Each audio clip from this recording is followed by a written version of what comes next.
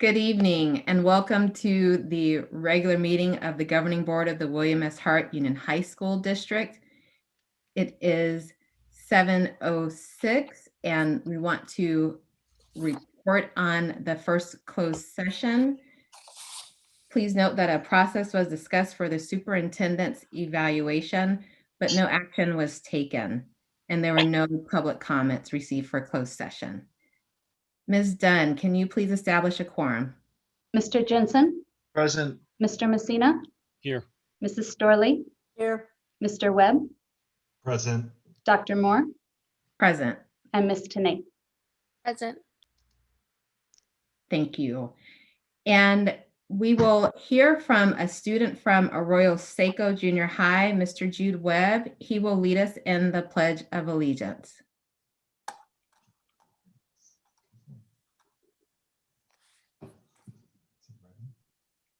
Put your right hand over your heart. Ready, begin. I pledge allegiance to the flag of the United States of America and to the republic for which it stands, one nation, under God, indivisible, with liberty and justice for all. Please be seated. Thank you very much, Jude. And Jude happens to be Mr. Webb's son, and we are delighted that he was able to do the pledge tonight and that he is also a student from the school that we're going to hear from this evening for the school report. So thank you again, Jude. Let's see. I know that we have a change on the agenda. So as we move to item 3D, let's see, Dr. Nilsson. Yes, Madam President, I would like to remove item 9A from tonight's agenda. We have received notice from ETCR that they neglected to include one of the required grading parcels in the attached documentation. And so we would like to pull this item tonight and bring it back complete and correct to a future board meeting. Thank you. Move approval of the agenda for tonight's meeting with the amended verbiage as stated by Dr. Nielsen to pull that one particular item. Second. Okay, Debbie? Mr. Jensen, Aye. Mr. Messina, Aye. Mrs. Storley, Aye. Mr. Webb, Aye. Dr. Moore, Aye. and student board member. Aye. Great, thank you. And let's see, the approval of the minutes from the February 3rd, 2021 meeting. So moved. Second. Okay, Ms. Dunn. Mr. Jensen, Aye. Mr. Messina, Aye. Mrs. Storley, Aye. Mr. Webb, Aye. Dr. Moore, Aye. and student board member. Aye. All right, wonderful. So that moves us to item 4, which is recognitions by the board. There aren't any for this meeting, so we will start with item 5, communications, and we will begin with board member reports. Any board members have any reports to share? Would this be the appropriate time if we're going to put something in for Black History Month? You can do that now. Okay. I didn't know if we had a special moment. Okay, let me put my glasses on. I've hit that point in my life. All right. 2 things. One is, President's Day is behind us. And again, I'd like to make sure that we recognize what great things have been done by presidents in the past and what have you, and what it took, and how happy I am that we're not a dictatorship. We're actually a republic, and we need to really honor some of the things that our forefathers did, and some of the presidents that we've had in the past did. I also want to talk about Crispus Attucks. Many historians say that he was the first man to die for the rebellion. He became a symbol of Black American patriotism and sacrifice. In 1770, as tensions mounted between the British and colonial sailors in Massachusetts, distrust and competition among them grew. These pressures came to a head on March 5th, when an angry confrontation turned into a slaughter known as the Boston Massacre. Now, witnesses say that Attucks, a middle-aged runaway slave who worked as a sailor and a rope maker, played an active role in the initial scuffle of the 5 colonists killed. So he's basically the first to fall, making him the first martyr to the American Revolution. He was taken down by 2 musket balls in the chest. And just a mere fact that they were willing to stand up and push back against the British and fight, fight for our freedom in essence from the British. So I just wanted to bring that again. I think we should be illuminating the things that the Black community has done in the past, all the way back to the Revolutionary War.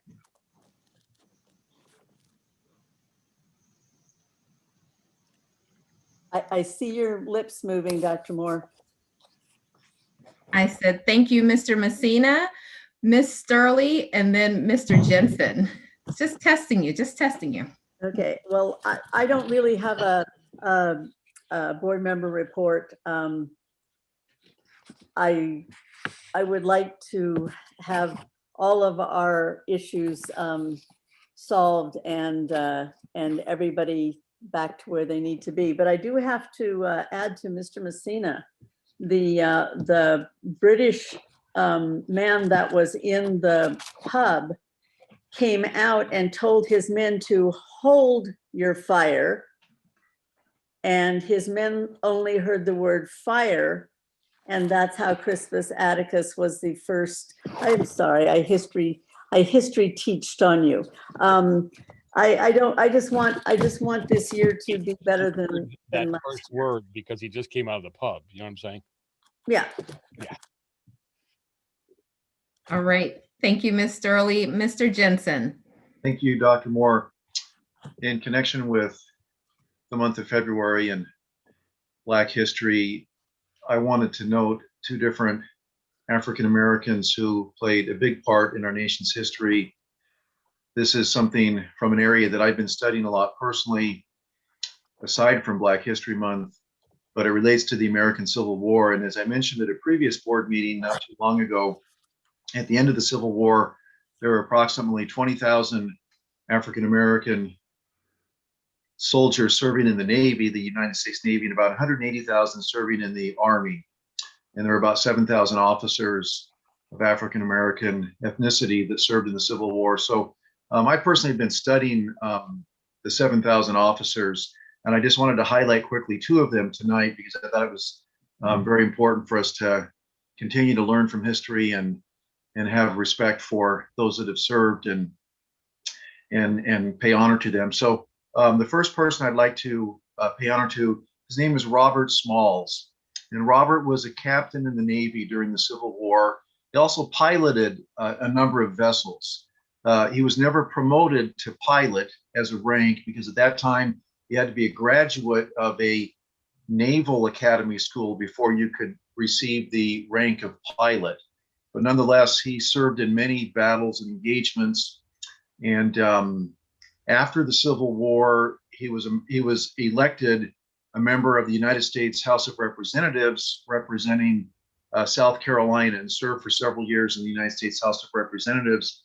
And then after that, he was, actually before he was in the House of Representatives, he was very instrumental in making South Carolina the first state in the Union that had a free and full compulsory system of public education, first state in the United States. And this man, Robert Smalls, was as instrumental as anyone in getting that established in the state of South Carolina.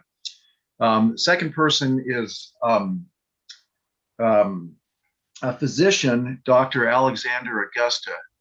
Now, he was a major in the U.S. Army. He served as a physician and a doctor in the Army, and he served throughout the war. And after the war, practiced and taught in a medical school.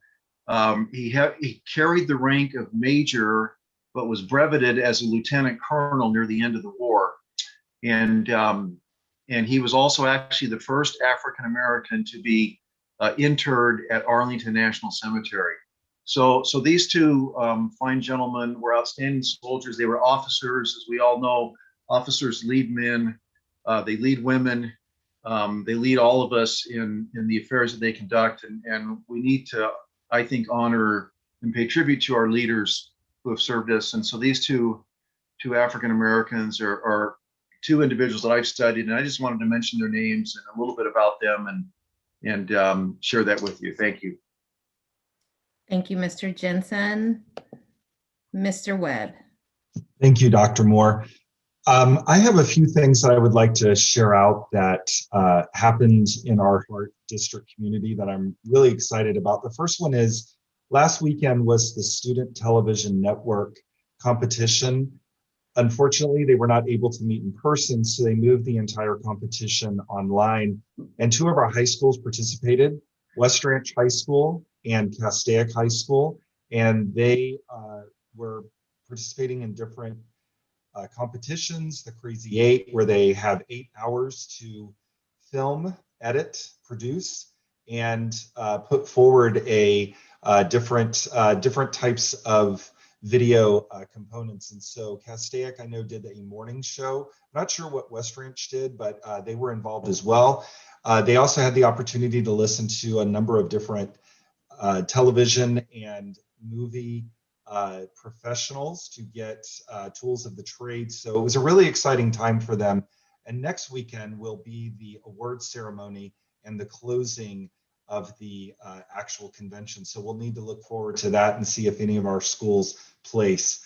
Another thing I'd like to share is that recently, last week and this week, we had 3 of our educators from the Hart District participate in the scoring and calibration of the new Education Specialist Cal TPA, a new performance assessment that is being piloted by the California Commission on Teacher Education. 2 of our teachers, Heather Kennedy from Castaic and Elisa Picorni from Bowman, were chosen to be marker assessors and led the training.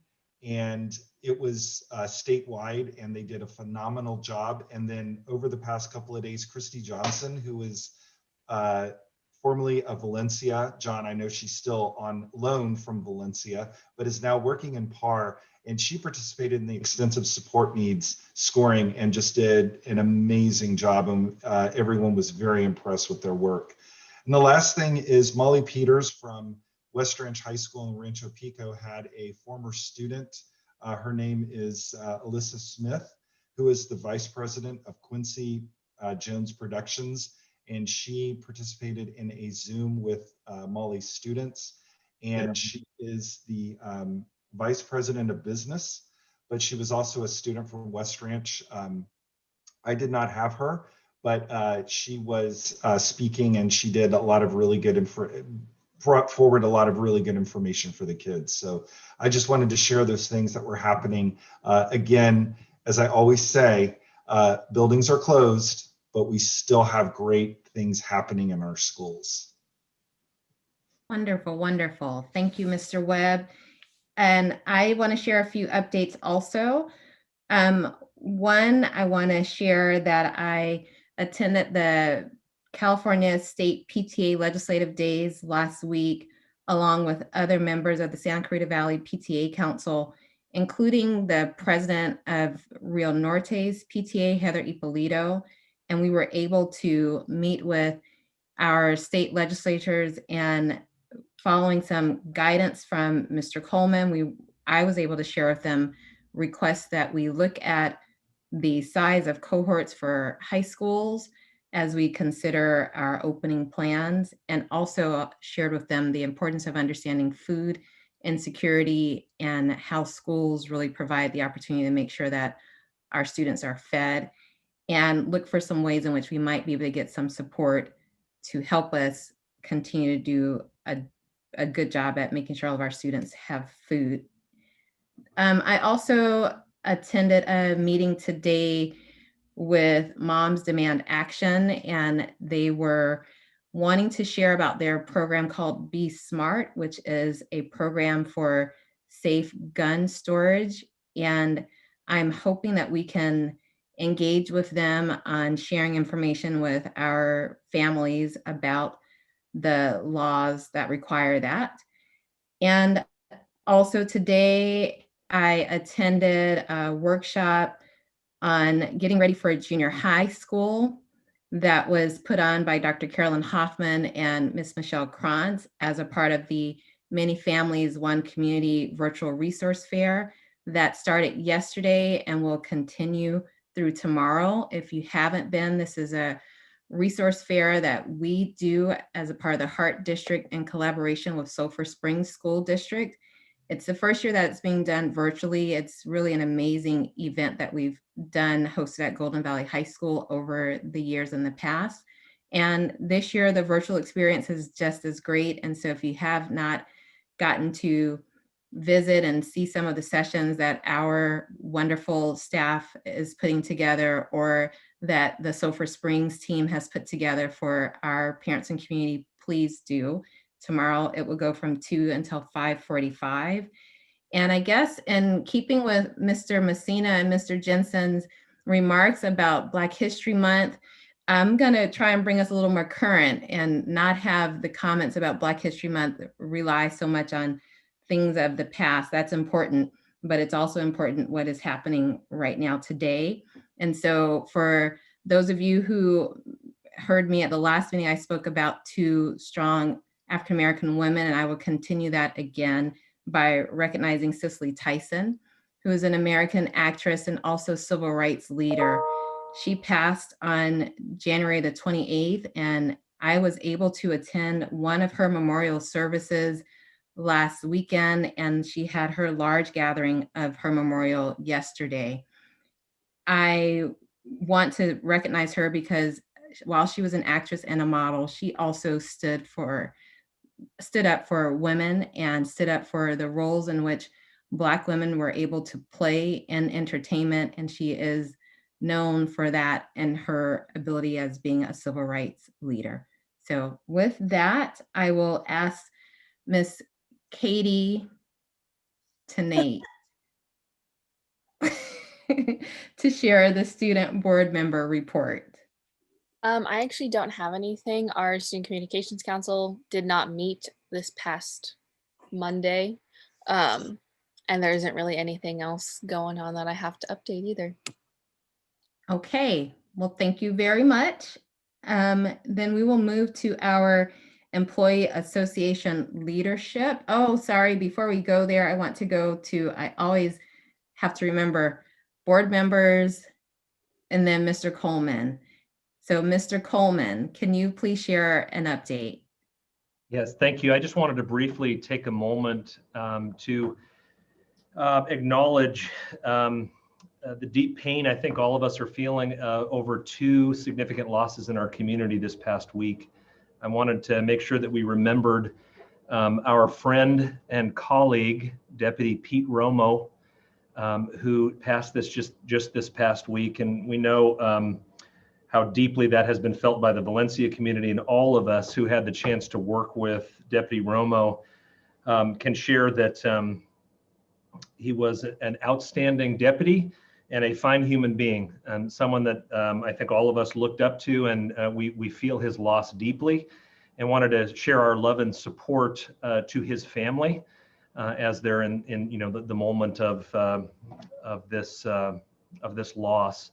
At the same time, I'm not sure if everybody is aware that just this past week we learned that another member of the Hart District family, Dr. Dave Baker, who is a former principal at Sierra Vista and Hart High School from many, many years ago, passed this week. It's actually the uncle of Mr. Jason Dotremont. And we know that we stand on the shoulders of giants. All the things that we're able to do in our Hart District is because of the work that others have done before us. And so wanted to share our appreciation and our love and support with that family as well. Thank you. Thank you, Mr. Coleman. All right, Employee Association leadership. Mr. Minkus. Hello, and yeah, I was going to say, I happen to be at the home of former SRO Anthony Hawkins, known as the Hawk, who worked at Hart, and when he got the text. And so I do want to say my condolences to the Romo family. And their kids played soccer at Valencia, and I worked with him for many years there. Okay, so tonight we sit here with very positive news about the downturn in COVID-related hospitalizations and deaths. There is and will be much discussion in regard to returning to work issues. We all want a return to some sort of normalcy, yet we know it will be a new normal. I hope that we can approach this with the big picture in mind. The current situation is obviously not ideal, yet the staff and students have adapted most remarkably. HDTA has been and will continue to be a willing partner with the district to make sure that the decisions we make are pedagogically sound within the Department of Health guidelines and don't result in a breaking of our CBA, our bargaining agreement. Distance learning is by no means the optimum platform, but it is the one we have right now. Teachers got into teaching to connect with students. We want to see the white of their eyes. And when I wrote that and then I saw Mr. Messina speaking, I was like, gosh, that tied in right there, just right there. At this point, another change is going to take a toll on everyone. Students, teachers, and parents alike will struggle with yet another schedule change. That's something we must take into consideration as we make our way back to the classroom. But we must not hasten in such an extraordinary task. As we look at the possibilities of returning to campuses, we must take a studied look at how we can make this return. As we hear of the elementary levels being permitted back in live classrooms, we must look at the differences between the K-6 and 7-12 setting and further discuss possible adaptations. Just having students in the classroom while the teacher is online does not seem like the answer. We need to continue to explore options for a return to classrooms that make educational sense. I personally have written to Supervisor Barger to have teachers bumped up for the opportunity to be vaccinated immediately. We need to have verification of protocols properly in place. There have been numerous COVID situations on campuses with a full shutdown at one. We appreciate the COVID monies being spent appropriately. Thank you, Colin. And but it is difficult to see that the implementation and how it will take place. In short, we want to be back with students, but we need it to be a safe environment. Thank you. Thank you for your comments, Mr. Minkus. And let's see, I don't see Ms. Do I? No, I don't see Ms. Hefferon. Okay, so not seeing her, then we will move to, we don't have any special items, but we do have public comments. And as we begin the public comments, I just want to remind those who may be watching that you may submit written comments to us by 4 p.m. on the day of our meeting. Know that while we hear and appreciate and listen to all comments, no action will be taken on an item that is not appearing on the agenda. Mrs. Dunn. Tonight we have 42 comments, and as you know, our practice is to allot 20 minutes for public comments. So based on that, we have to pull some at random. We had 23 comments from parents, students, and teachers asking to reopen schools, and 2 asking to stay online. So from the 23, we chose 5 at random. Some of these are long and unfortunately might exceed the 2-minute comment. All right, so I will begin. This is from a Hart District student. Dear Hart board members, I'm a 15-year-old girl and I've composed this email to use my voice and demand change. Schools must reopen now. The toll is excruciating. This excruciating pandemic has taken a toll on me personally is so horrid that there aren't words to describe it. Waking up with zero motivation to learn, to be productive, to socialize, to make an impact on the world, it's a very scary thing, seeming that we need these skills to be successful in the world. Some might call this depression, others laziness. Me, I call it horrific.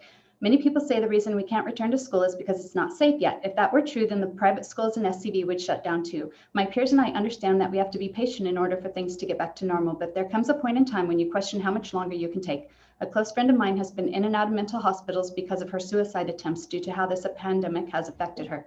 My best friend lives in a dysfunctional household, and I see her hurting from being in it all day, every day with no way out. I dream of a world where I can go to school, meet friends, go to football games and dances, and have a normal high school experience. I watched movies as a young child, imagining how cool it was going to be when I was finally a teenager and got to have the best time of my life. But now I lay in my bed sobbing and hoping with the last bit of dignity I have left for a miracle to happen. How is it okay for students to be denied their right of education while bars and clubs are open for all the alcoholics and partiers to have irresponsible fun? Zoom is not education. 6 hours of screen time from school is not education. This distance learning was supposed to be temporary. Besides building resilience and growing as an individual, I haven't learned anything from online school that I didn't already know, which just goes to show that it does more harm than good. School is supposed to be about making connections, developing socialization skills, and working as a team, respecting authorities and following directions. How is knowing the molecular formula for glucose going to help me later in life? I'm not saying there's no point in learning. I'm saying learning on Zoom is a completely unacceptable way to get students the proper knowledge for their futures when other schools are doing just fine with regular in-person school. I can't even fathom how most adults will deal with this sort of thing, let alone teens who don't even know their identities yet. And I'm so proud of myself and my fellow peers for persevering through these rough times and still trying to find the light at the end of the tunnel. From Diana De La Maza. I've written multiple letters to share my experiences and thoughts during these crazy times. I've never sent them in for public comments or to the board before now because I thought to myself that maybe I was not informed enough and needed to learn more. I've been present for most board meetings and I came out of them content on the knowledge about reopening schools. I also never wanted to come across as insensitive to those affected by COVID, as I see and do understand the heartache of those around me. Deputy Romo was a partner of my husband's and the loss is tremendous for Valencia High School and the Sheriff's Department. I write this with all the compassion for those of you who have experienced heartbreak. However, I still feel the need to write to you all because no matter what, I, just like the kids, need and want to go back. At the beginning of the school year, I went into my classroom at Hart every day. I took advantage of any free time I had to take care of things that maybe in the past I didn't have time to do.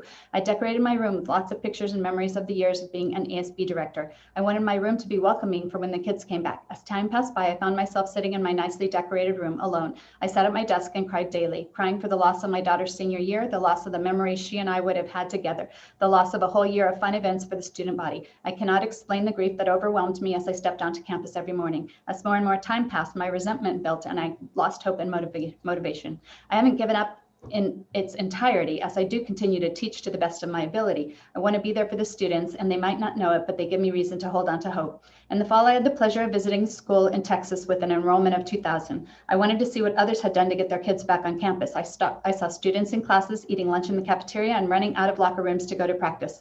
I witnessed sanitation stations, everyone wearing a mask, and cafeteria tables divided into sections. I was so happy to see it all in action and possible. Then I looked at my daughter's reaction and saw the heartbreak on her face. She was defeated. She missed being in school. I want to bring to attention that in the fall, a survey revealed that a majority of teachers were ready to go back. I'm curious about that number now. Are there more out there like me, but too worried to stand up against those who are more vocal? A few weeks ago, the coaches survey revealed over 80% were ready to start back up. That spoke volumes. I respect those teachers that have health concerns and are choosing not to go back, but that does not represent me. I need to go back. The kids need to go back. Stop. This person asked to remain anonymous. In light of the current change of state mandated school closure, please make every effort to complete the process for my children to get back in school. Please get my children back to school, not only for their education, but their mental well-being. I can't be adamant enough that this is causing my child depression, social distress, and while one daughter is minimally affected, the other is not the same person. Please get them back as soon as possible. They deserve better, and it makes me cry what this is doing to them. This is from Rebecca Locke. Hello, board members. In regards to this evening's meeting, I want to express on behalf of my family the desire to return to in-person instruction.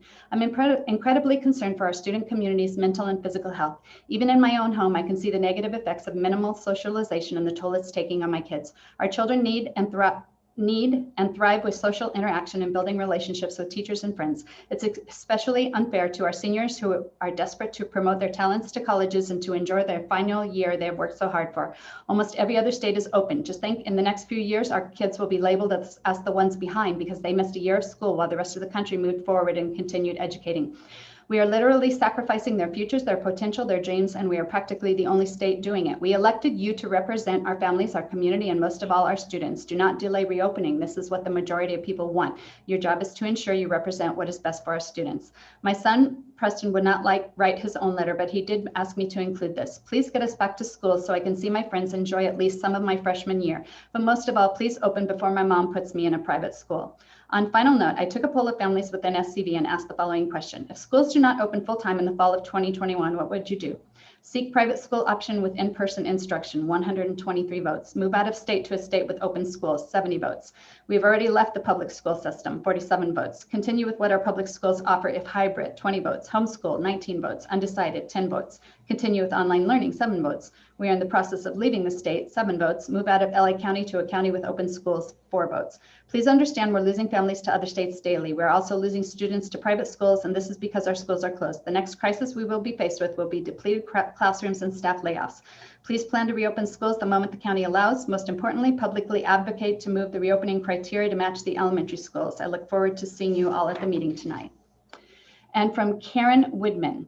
At the beginning of 2020, COVID-19 was a new virus. We did not recognize it or understand how it worked. Fear was pervasive. There was so much about this virus that we did not know. As a result, here in Los Angeles County in March 2020, our children were sent home from school. Californians hunkered down at home with the expectation of returning to school in 2 weeks to flatten the curve. Most Californians were supportive of the plan and were willing to play their part to help mitigate the spread of the virus. 11 months later, our kids are still at home, attempting to navigate the complexities of getting their education via distance learning. The lockdown measures have been disastrous. We've seen businesses close their doors forever. We've lost family members and friends to the virus, but an equal number to substance abuse, depression, and violence. The most profound damage has been inflicted on our children of this state. At the beginning of the virus, our elected officials repeatedly said we must follow the science. That statement was satisfactory at the time, but it's no longer valid if you're not willing to do so. We've learned so much in this last year about the virus, and the recommendations need to change as the data evolves. The Center for Disease Control, Dr. Fauci, and the American Board of Pediatrics have all said that children should be in school for in-person instruction. There's a Wisconsin study that shows the rate of infection on school grounds was actually lower than the rate of transmission and community spread. The science is clear, which begs the question, why are our kids still not in school? Who's making the decisions regarding our children? Who is holding the future of our next generation hostage, and why have we continued to allow this to happen? I have 3 school-age sons, and these restrictions have negatively impacted all of them. My oldest son is a junior at high school in Saugus. He was in the quad last November for that horrific day. He was really hitting his stride and doing well academically and athletically. Before the pandemic, he was a straight A student athlete. He was college bound to the 4-year university of his choice after graduation. This past year, he struggled to stay focused for hours and hours of online learning and then more time of online homework. He dropped all his AP classes and his grades have slipped. He's sad, lonely, and frustrated about not being able to play sports, which has always kept him focused and motivated. He won't be able to take the SAT test in California and has no athletic stats from his junior year for college applications. He's decided he will play ball at College of the Canyons and then try to transfer to a 4-year university. I'm not knocking a community college education, but it is a big change for a boy that was set to go to a 4-year college of his choice 1 year ago. It's time to put away politics and step. And then we had the 2 in favor of remaining with online learning. This is from Bala Ram. I want to point out 2 things that probably many parents don't realize or perhaps overlook easily. Even in the pandemic situation and in remote mode, the quality of education my son, who is a junior, is getting from West Ranch High School is one of the highest quality. I've been spending time with him on his studies, and he has basically covered on almost most points before I can intervene and try to teach something from my side. Number 2, the steady ice-cool leadership exhibited by Superintendent Mr. Kuhlman has resulted in keeping the schools, community, students, teachers, schools, staff safe, and at the same time delivering uninterrupted, high-quality education. Mr. Kuhlman and the board needs to be appreciated big time for a job very well done in these extremely tough times for the past 12 months. When I wrote in December, we were in the middle of a surge with infection at 11%. As we saw, we peaked at around 22% infection rate, and due to various measures, economically and health-wise, we are now around 6% infection rate with 25 cases per 100,000. Throwing emotions to the side, going strictly by data, there's a chance that we can do 7 cases per 100,000 between March 5th to March 15th, and giving a 2-week buffer will take us almost to spring break. So sometime after spring break, where school staff will be potentially vaccinated with 2 doses, will allow us to open for a period of 4 to 6 weeks from the middle of April. I wish to kindly point out that we gain nothing by opening schools in the middle of April.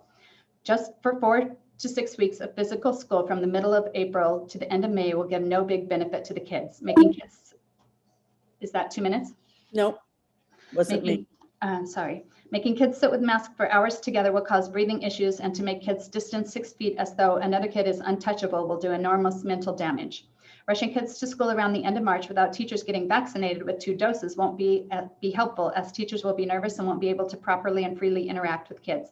Having taken the 2-dose vaccine, I can personally vouch that these vaccines are not a walk in the park. The second dose especially hammers most people and can easily take 3 to 5 days to recover. I would like to politely point out that the board needs to cut to the chase and maintain the same steady posture that they are having now in delivering quality education to kids, and declare the entire spring season online so that education can simply go on uninterrupted for students and teachers. That's me, Debbie.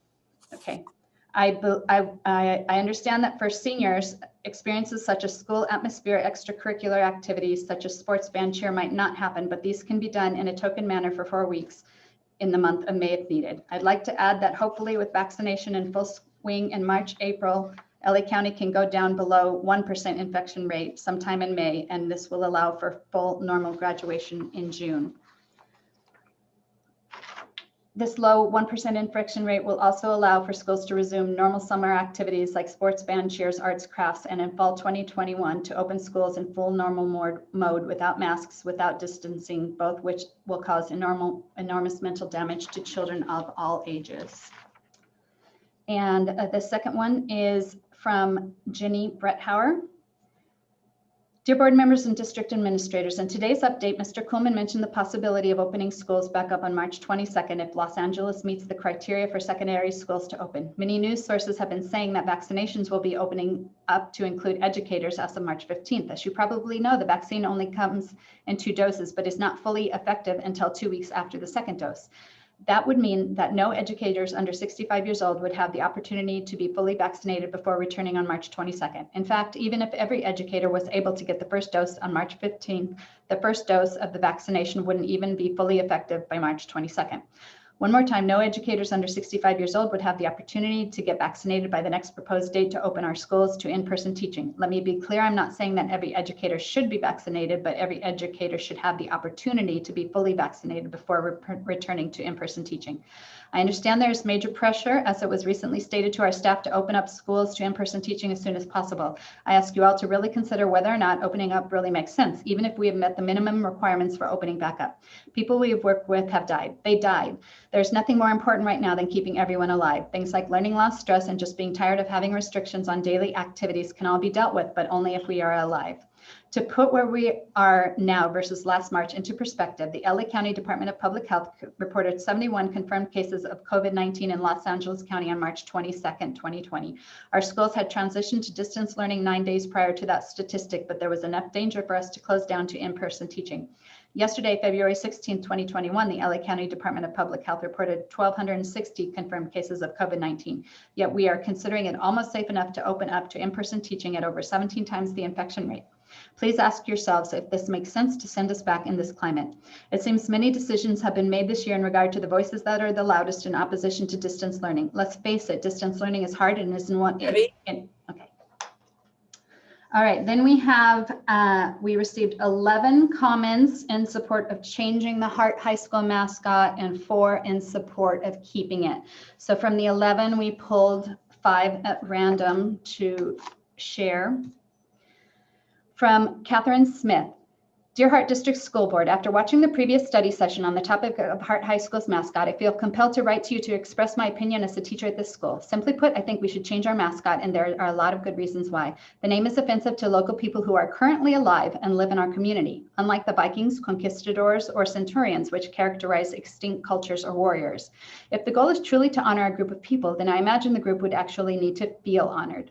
In the past, the district has tried to limit the use of Native American imagery and disgraceful caricatures at our school. This clearly does not work, as I have seen students wearing face paint and feathered headdresses at school rallies and football games over the last 10 years. It's time to remove the mascot to prevent this behavior. Changing a mascot for the future does not change the good memories that former staff and students have of our school. Changing the mascot would not diminish how much I love my job, how I teach science to my students, or how enthusiastically we support our sports and performing arts groups.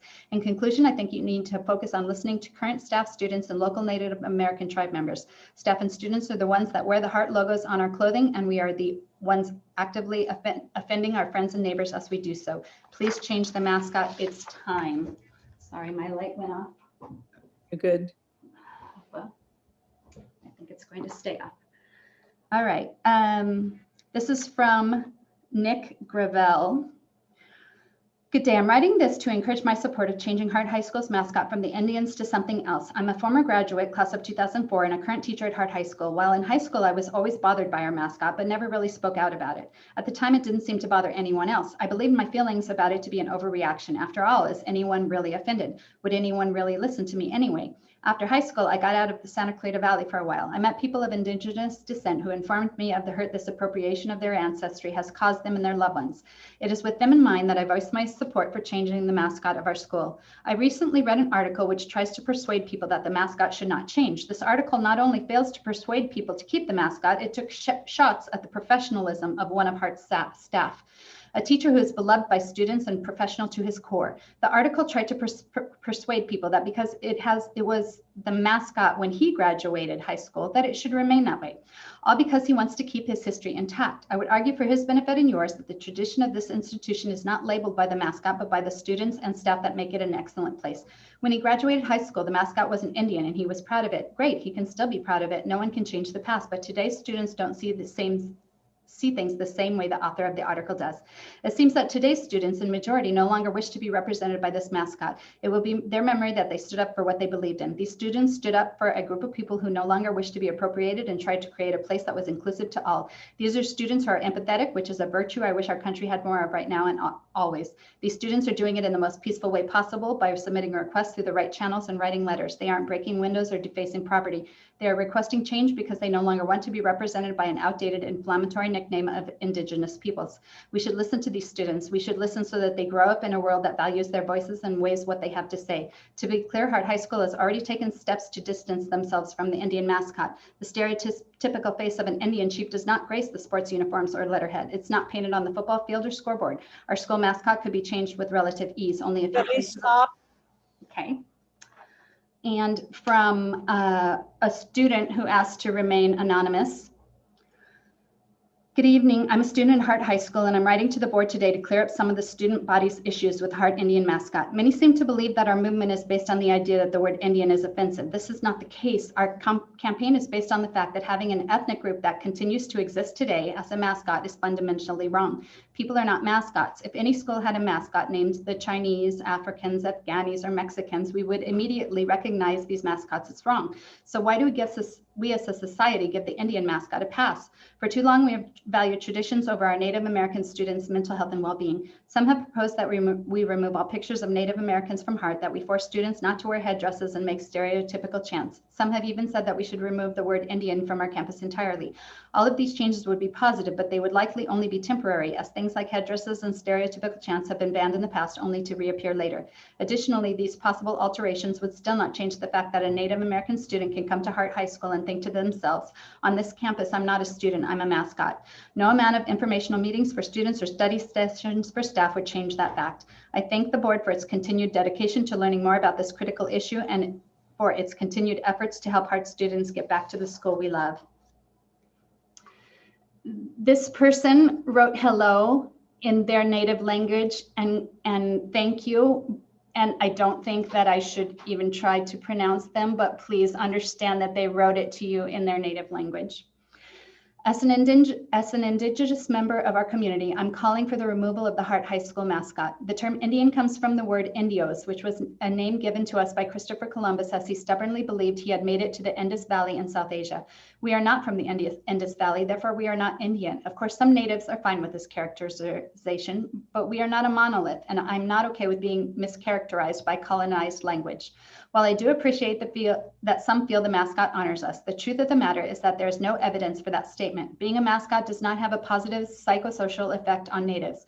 In fact, it has the opposite. Native mascots have been shown to negatively impact natives by way of depressed self-esteem and community worth, as shown by multiple research studies. By exposing people to a native mascot, you create implicit bias against us. We're seen as aggressive and angry. This is not who we are. We are honorable people, but this is not how we want to be honored. I know the mascot is nostalgic, but if we continue to do things just because this is the way it's always been done, then we will never progress as a community. This fight against the mascot has been waging for decades. It's time to do right by Native people and remove it. Please listen to the Native people affected and show us that you value our place in this community. And that's from Sharon Caney. And from John Mia. Hello, I'm an enrolled member of the San Fernando Band of Mission Indians living in Newhall. I am in full support of denouncing the use of race-based names in school mascots and the use of the mascot Indian at William S. Hart High School. The education of local high school students about local Native American culture and different cultural practices is important in our school systems and not preclusive to the continuation of using a race-based mascot name at Hart High. Continuing the use of Indians as the mascot will perpetually allow for opportunities for cultural misconceptions to occur, and that's why it is important to the culture of Hart High in the United States of America to honor our Native cultures, never through race-based mascots, but through the education of our Native histories. Challenging Hart's mascot during a time where major professional sports teams are also leading the way of positive change is not an actual difficult decision to be made, but a social requirement and obligation to our community, both far and wide. Moving forward, Hart High can continue to celebrate and embrace its past, present, and future, while also embracing the moment it decided to change its mascot's name for the betterment of our community and historical past. Hart can then celebrate the time in its history where they stood in solidarity, understanding, recognition, and respect that a race of people can never respectfully be mascots. And then we have 4 comments asking to keep the mascot. This is from student Madison Aguilar. As a current Hart High Honor Roll student, I feel that my opinion on the topic of changing the Hart High mascot should be heard and valued in this important debate just as much as everyone else's. I firmly believe our school's mascot indicates no representation of racism, but honors the history and admirable traits of the Indians. The Hart High School mascot of the Indians has been around for the past 76 years. When the mascot was first decided to be the Indians back in 1946, it was always intended to honor and show representation for them just as it does now. The Hart mascot will always be part of history. History can't be escaped or erased and is everywhere we go, which is why we learn from history so we don't make the same mistakes, and taking away the school's mascot would be erasing our history, which simply can't be done. History just can't be erased because someone has a problem with it. It would be no different than learning about it in a textbook or in a history class. The current mascot as the Indians represents nothing but positive aspects of leadership, unity, and working together, strength, and pride. The Indians were a family and looked out for each other. They worked together and united as one in times of need, just as our community and school has done during these hard times, like during the terrible Saga shooting, Santa Clarita fires, and transitioning to online learning. The Indians showed dominance and leadership against their rivals. It showed their rivals that they were tough, strong, courageous, and never showed them as weak or less than. Our school, students, teachers, and staff has shown much strength due to having to now be working in different settings. Changing our mascot should be the last topic on the school board's agenda. The district should be focused how students can return back to school safely, how students are doing during such a tough time in distance learning, and what the district can do to make it a less stressful and hard time for them, and preparing the plans for the seniors' graduation in June and how to make their graduation as special as possible when times are different for them as well. The mascot has lots of meaning to many Hart High School students, whether it be former, current, or future students that can't wait to be Hart High Indians. It's an example of a powerful group of leaders from the past to still be part of and honored in modern day history. I personally have had many family members graduate as a Hart High Indian. My mom in the class of 95, my dad 91, my uncle in 87, my aunt in 94, my brother in 2017, my cousin recently in 2019, and I intend to graduate as a Hart High Indian as well in the class of 2023. From Beth Seal. I'm struggling with the reasoning behind addressing the school mascot when our schools continue to sit empty. I feel that we have a much greater and pressing issue of getting our students and teachers back in the classroom. If we must go there, I see a mascot as a position of honor. Since an Indian is a representative representation of a heritage and culture and not a derogatory term such as Redskins, I personally do not see Hart Indian as offensive. Obviously, it's offensive to some. So what about the Valencia Vikings? I'm sure someone finds that offensive. And then there was William S. Hart himself, who published books, and she listed a number of his titles. I guarantee people would find some of these offensive, including those who want to remove the Hart Indian. So if you're going to go there with the Hart Indian, then shouldn't you also put the Valencia Viking, Hart High School, and the Hart High School District on the same chopping block? Do we really want to go there? Personally, I have more important issues to worry about, like my child's education, mental health, and emotional well-being. What I do find offensive is that our students are still not in school while others are and having to suffer through online learning. The spending hours in front of a computer screen when we are told just last school year how too much screen time isn't good for our kids and that screen time should be limited, but now it's okay. I did catch Mr. Dortmund's last Facebook address, and I'm aware that the New Halska School District is heading back to in-person instruction for TK through 6 starting next week. This is very encouraging, so I will forego the back to school rant and instead focus positivity towards our students getting back to in-person classes before the end of this school year. Despite the limited time remaining in this school year, any in-person instruction is better than none. This is crucial for our struggling students as well as those preparing for exams, not to mention the mental well-being of all students. I trust that everything is in place and ready for our students to return to school as soon as possible. Beth Seal, an exhausted and frustrated Hart High School parent. From Stephen Petzold. Dear Hart trustees, I understand that you have a representative of the Tataviam Indian Band appearing before you tonight. It's my understanding from reading the band's statement on race-based mascots that the leadership supports the retirement of the Indian mascot at Hart High School. To that representative, I offer my thoughts for consideration. I suggest that you dare to embrace the Indian mascot and support retaining it. The indigenous people of Hawaii seem to take great pride and pleasure in sharing their culture. The University of Hawaii mascot is the warrior. Before the game, players joyfully perform a warrior dance known as the haka. This is a great tradition, and players of all cultures and races participate. When my son attended the University of Hawaii, I listened to the late night, early morning games and would blow my conch shell after a touchdown, another adopted tradition. It does not benefit the people you lead to find ways to become offended. You often participate in the Heart of the West powwow at Hart Park and engage the public in a fun and spirited manner. At the powwow, you dress as Native Americans and dance. Why can't the Hart Indian mascot be viewed as an extension of your public outreach programs? In your statement, it says you support the removal of race-based symbols. As you may know, in 2006, the Los Angeles County seal was altered. The goddess Pomona was retired from the official seal, and a representation of a Native American woman with stereotypical Native American facial features wearing a toga took the place of Pomona. It's the most prominent display of the seal. This is not an authentic representation of Native American woman. It's a harmful stereotype that promotes inappropriate generalizations about a culturally diverse and unique people. Are the members of your local band offended and ashamed to live in Los Angeles County?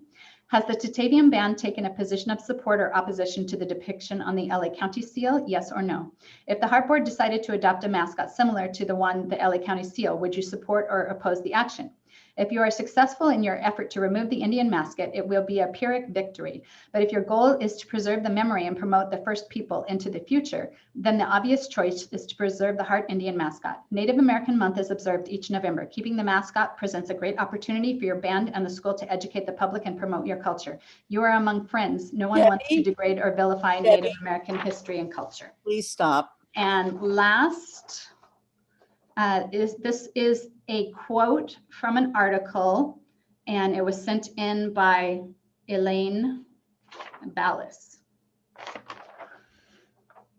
There's a great background story on how the Indians became the beloved mascot of generations of students. It was in the mid-1940s. I'm going from memory, but I think the number was 17 students and parents who met to choose a mascot. The school and district were named after one of the most influential people on the planet, the silent film star William S. Hart. Hart created the modern cinema cowboy, a hero who embodied that there was right and there was wrong, and you performed the former, no matter how difficult the task.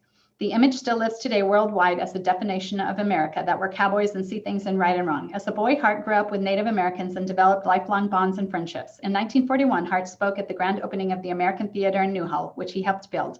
On stage before the first movie, The Earl of Puddleston, he noticed a soldier, one of ours, in the audience. Hart thanked him for his service and noticed he was an Indian. Ms. Dunn, we are over our 20 minutes. I added up from what you said, 30, 40 comments, 23 reopened, 2 stay online, 11 change the mascot, 4 keep the mascot. So that leaves me 2. Were there 2 more? There's 6 There's 6 on other topics. Okay, and we are at our 20 minutes. So can you, would the board be okay with allowing for another 5 minutes on the other topics? Yes. I think that's appropriate. Okay, so Debbie, if you can, in the next 5 minutes. Which Okay. topics? This is anonymous. Hart board members, I'm writing to you tonight regarding the change of the Indian mascot, or rather how it, regarding the change of the Indian mascot, or rather how it's being handled. While I don't care if the Indian is changed or not, I have great concern with the district and board being rather obvious about their personal opinions and agendas. I'm curious why the board was given an example of a school who changed their mascot and how they went about it, but not an example of a school who kept it and why. Tonight we hear from the Tataviam tribe, who has already told us on social media that they want the mascot changed, but why are we not hearing from Native Americans who want it to stay? It would seem the Hart district has catered over time to people who push the hardest and are the loudest, and this is one example. That's not to say they're always wrong, but that you're creating an example of how to get your way. Throw around some words like offensive, inclusive, etc., and you get what you want. So my question is, where does it end? There are many of us who find things such as sex education extremely offensive as a part of who and what we identify with, but we parent at home, and those few who do speak up are silenced. If the lesson here is that we need to be louder and push harder, lesson learned. Otherwise, I hope you sincerely listen to all sides, not just highlight the things you want us to see and hear. The things in comments that make your already decided decision look like it was actually heard from both sides when the search to actually hear from both sides isn't happening. From district teacher Molly Peterson, and it lists 60 other teachers in support. From the moment teachers in the Hart district were told they had to shift to online teaching in the midst of a global pandemic, we rose to the challenge and exceeded expectations. We followed every directive. We adapted plans. We attended hours of professional development and conferences. We paid for out-of-pocket to ensure our students would get the best education possible, and yet somehow that hasn't been enough. Many of us have taught in the district for our entire careers. Many of us began teaching in classrooms alongside those who are now in leadership positions within the district. But the divide between us could not be any deeper than it is now. How do we mend it once the COVID crisis is over? Because it will need to be mended. Our community deserves that. The first step is to acknowledge the Hart district teachers are not okay. When someone looks at our bell schedule, they might conclude incorrectly that our day ends at 12:55 p.m. Anyone who has ever been a teacher has heard it all before. Your day ends at 3 o'clock. You get summers off, and everyone who is and ever has been in the classroom knows that is simply not true. Just as it is not true that the teacher's day ends at 12:55 p.m. during distance learning. What people don't see is the behind the scenes hours of preparation, grading, emailing, and office work, all done on a computer. Hooray for more screen time. On top of all of these teaching duties, we are all first year teachers. Prepping for online class takes a really long time, at least twice as long as normal. Grading takes a really long time, at least twice as long as normal. Teaching takes a really long time, at least twice as long to cover information as normal. Teachers are not okay. Students are not okay. Families are struggling. We're told to give our students grace, which comes naturally to many of us. The question then is, why are teachers not afforded the same grace that we give our students? The Hart district teachers were notified via email on December 30th that our entire schedule was changing for the spring semester.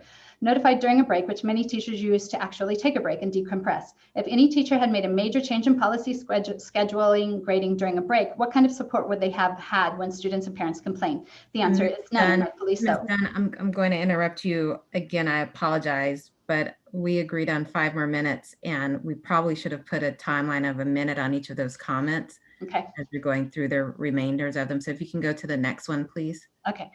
From Jeff Martin, the William S. Hart Union High School District in Santa Clarita, California has seen a convoluted journey to the opening of the new Castaic High School. Construction for the new Castaic High School broke ground by way of a controversial construction contract awarded by the Hart Board without any formal or informal bidding process. The courts have recently held this to be illegal. We are calling for a formal investigation by the school district's attorney, who is also bound by the state bar.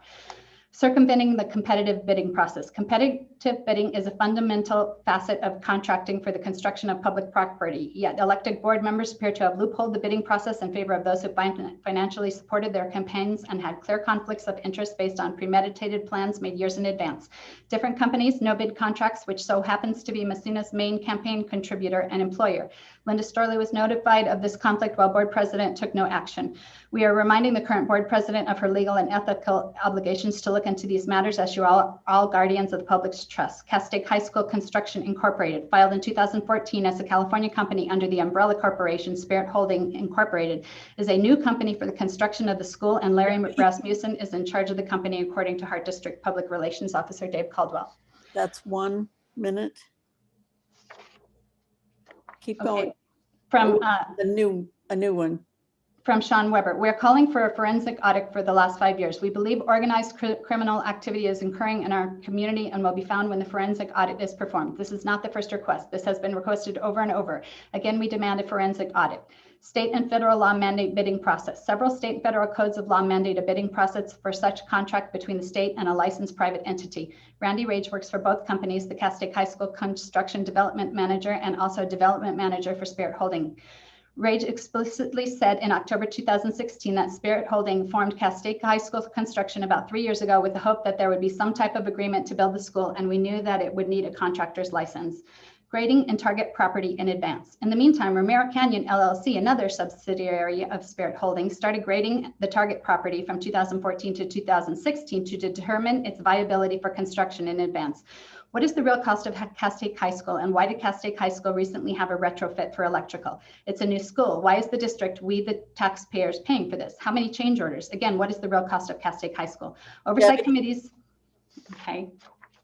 The last two speak to specific items on the consent calendar for agenda item XD2, warrant register and revolving cash payments.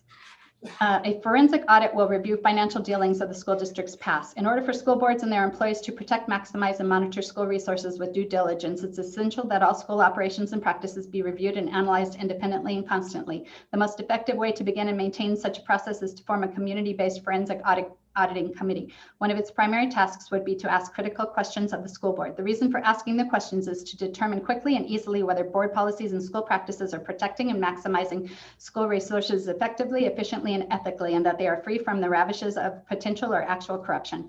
The reality is that some degree of corruption is likely to be found in most school districts. However, it takes critical questioning and diligent forensic review and analysis to determine whether corrupt acts have taken place, are taking place, or could be committed with relative ease. In this regard, it's vital to understand what is meant by the term corruption: breach of trust, bribery, crime, crookedness, deceit, deception, dishonestness, exploitation, evil, extortion, fraud, graft, malfeasance, nepotism, payoff. And lastly, for agenda item XD3, purchasing through California approved piggyback contracts. Also from Sean Weber. California school districts and their cronies evade competitive bidding with subterfuge. School district officials often prefer to work with construction companies that have a proven record in the district of completing projects on time and on budget without compromising quality. They also prefer working with construction company executives with whom they have professional and often personal relationships. Those relationships can become the problem when governments award contracts without competitive bidding or by supplementing price with criteria dependent on subjective scoring evaluations. The beginning of the California Public Contract Code, Section 100, lists 4 objectives of public contract law: to clarify the law with respect to competitive bidding requirements, to ensure full compliance with competitive bidding statutes as a means of protecting the public from misuse of public funds, to provide all qualified bidders with fair opportunity to enter the bidding process, thereby stimulating competition in a manner conducive to sound fiscal practices, and to eliminate favoritism, fraud, and corruption in the awarding of public contracts. Without legitimate competitive bidding, companies that can fulfill the contract at the best price can find themselves excluded from public contracts.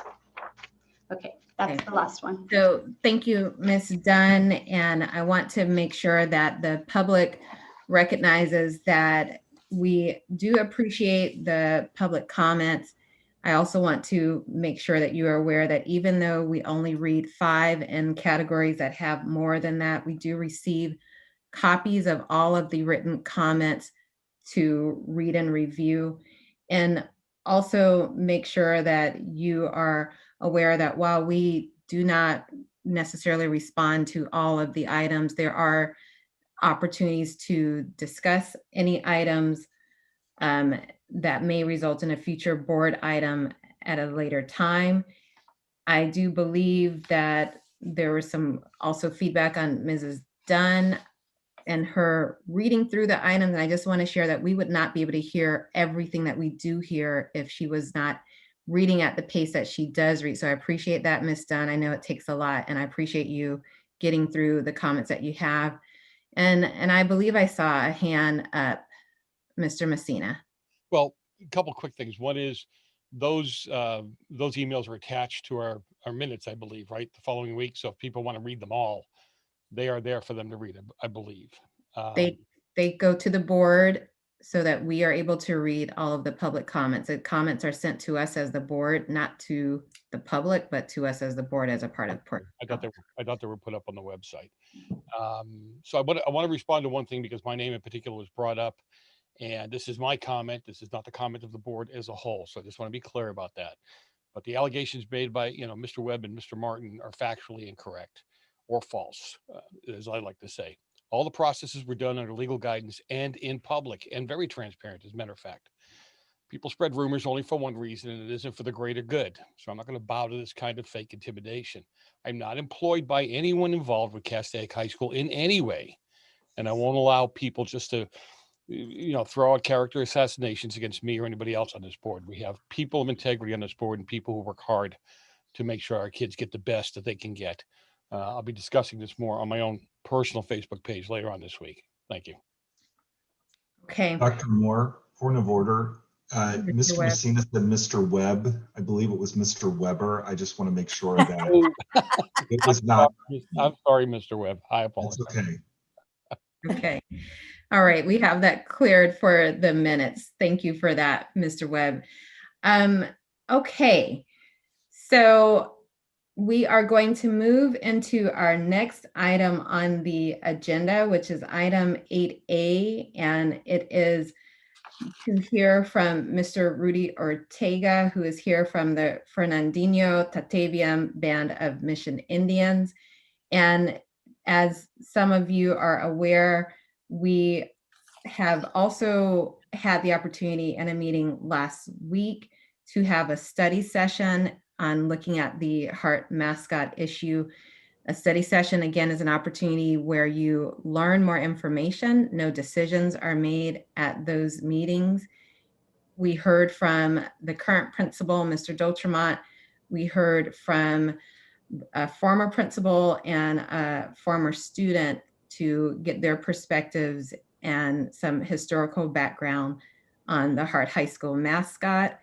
And we as board members have also had the opportunity to meet with Mr. Ortega and pairs earlier in this school year. So this is the time again where we are continuing to gather and learn more information. This matter about the Hart High School mascot is not a new matter that we are addressing, but it is one that we are taking seriously and want to learn about as we continue to gather information, as we are charged with responsibilities to make decisions that impact all of our students' well-being. And so with that, I will turn it over to Mr. Coleman, who will be introducing Mr. Ortega. Thank you, Dr. Moore. And I just wanted to welcome Mr. Rudy Ortega. we really appreciate you taking time. To me, this is a bit of a highlight. And I just wanted to give a little bit of context to add to what Dr. Moore has already shared. We, this last summer, reached out to the Fernandinho Tataviam Band of Mission Indians when the concern was expressed about the Hart mascot. And I have had multiple different meetings personally with Mr. Ortega and members of his tribe and the leadership team there. We have visited their offices in the San Fernando Valley. They've come up to the Hart High School and walked the school with us and shared with us a little bit about their history and their culture. As Dr. Moore shared, we have set up opportunities for the board to hear from Rudy and a little bit about the history there. And one of the things I wanted to share was, we know that this is an important issue that people feel passionately about on all sides. And it's important for everybody to understand that Mr. Ortega and the Tataviam Band of Mission Indians did not reach out to us to advocate any particular opinion. In fact, I would share with you that I have found all of our interactions to be friendly, supportive. They're incredibly patient. My personal empathy and understanding has grown just spending a little bit of time with them to understand a little bit about the history and the culture of the Tataviam Band. And I just really appreciate you spending that time, Mr. Ortega. I know you're a busy person. And so I just wanted to have everybody understand that context. They didn't come to us, we came to them, and they've just been incredibly patient. When we talked about them coming tonight, a couple people have mentioned, are we trying to frame a discussion one way or the other? And that's entirely not the case. As we've shared before, we're going to have multiple opportunities for people to share input. But this to us was an important one for us to set aside some time, because it is my understanding that the indigenous peoples of the Santa Clarita Valley were, at least in part, made up of the Tatavian Band of Mission Indians. And so it was important for us to, when we're talking about this particular issue, reach out to the folks that have a little history and understanding of this particular issue. So I've asked Mr. Ortega to come, share a little bit about his tribe, a little bit of the history, the culture, where they are today. And then you are welcome to share your perspective on this question as well, that we're weighing as a community on the Hart High School mascot. So Mr. Ortega, thank you for being here, and I'll turn it over to you. Occupy Amayatam I Yokatam Nineno Tomiar Notawan Rudy Ortega Jr. I said thank you for welcoming me here, and hello everyone, and good evening as well. I am the tribal president of the Fernandino Tatavian Band of Mission Indian, and I'm Rudy Ortega Jr. My tribal lineage is of that of Mission San Fernando, where people were taken from the surrounding areas of 26 villages that were marched to Mission San Fernando at the start of the creation or the establishment of Mission San Fernando. Myself, my lineage, I'm Chumash from Simi Valley, from the village of Tapu, where my ancestry goes from tribal captainships over there as well, to San Fernando Valley from the village of Situkanga, which is in present-day Encino, where my great-grandparents had the land title of Los Encinos before it was lost. 44 acres in total was entitled to the tribe. I'm also descend from the village of Tochonanga, which is in present-day Towson Canyon area, from my progenitors there as well. I descend from the village of Chaiwananga, which is the present-day Majima, where that sits at today as well. So that's my lineage in the tribe.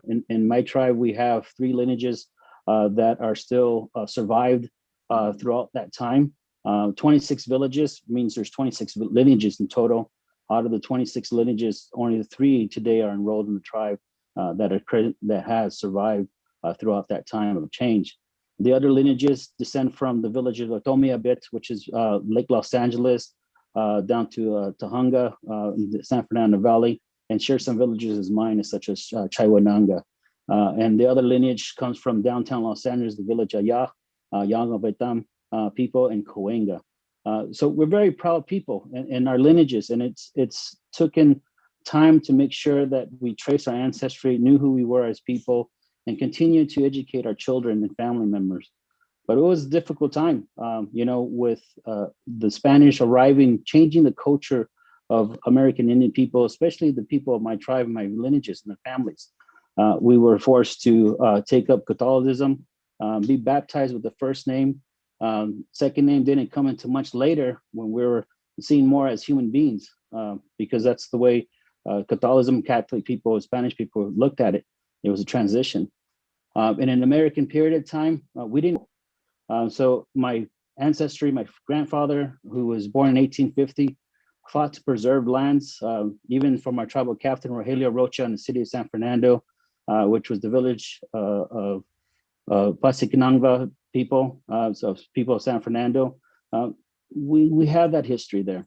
And we've gone through the time of testament to make sure that our survival was still here.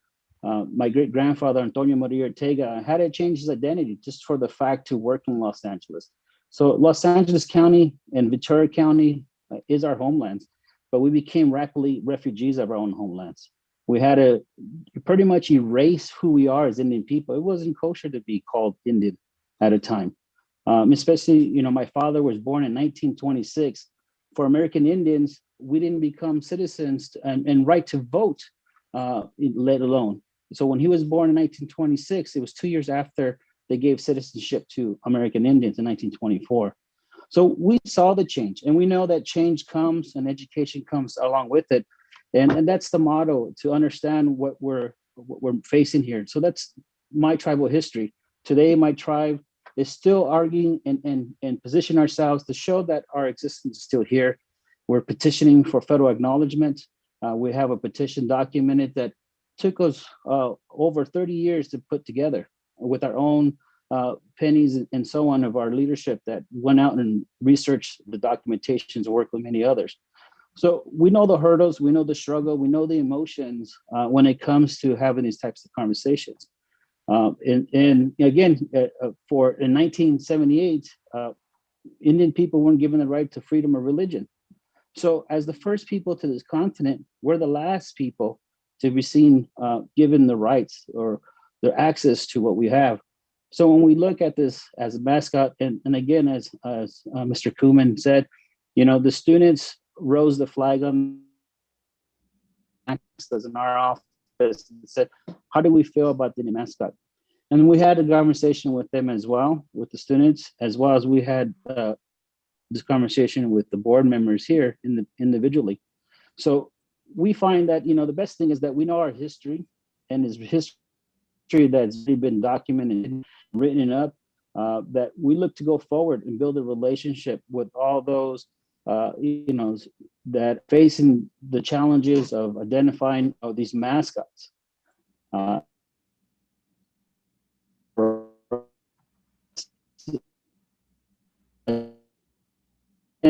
The history I just gave you briefly came on history books. Many times in elementary, teachers would say, all the Indians are dead. And even for me, an experience that I've experienced myself personally, and I had to raise my hand and said, what are you talking about? I'm right here. So they thought that Los Angeles, there's no more Indians, no more Native Americans, no more indigenous peoples to these areas. So that's why when we talk about this mascot, it's a difficult challenge, because we know there's been some legacy that's been put in place, some history that put in place. But, if without change, my people would have been suppressed still. We would not have been granted citizenship rights. We would not be granted the right to freedom of religion, to practice their ceremonies.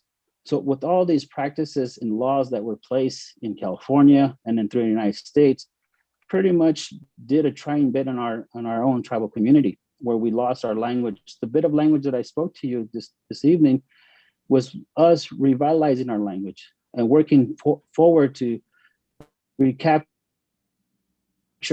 much that has been lost of our traditions and customs. So we're on the path for revitalization of our cultures and traditions and language and religion. But when we see these challenges and these conversations around such issues as mascots or holidays or certain items, we feel in my tribe, in my leadership as well, is that we have the conversation and dialogue. Because as we see it, we need to understand what was the hurdles, what's the obstacles, what's the emotional ties to something that has detrimentally changed the face or has changed the outlook of what we are as Native people, or as we are as a community.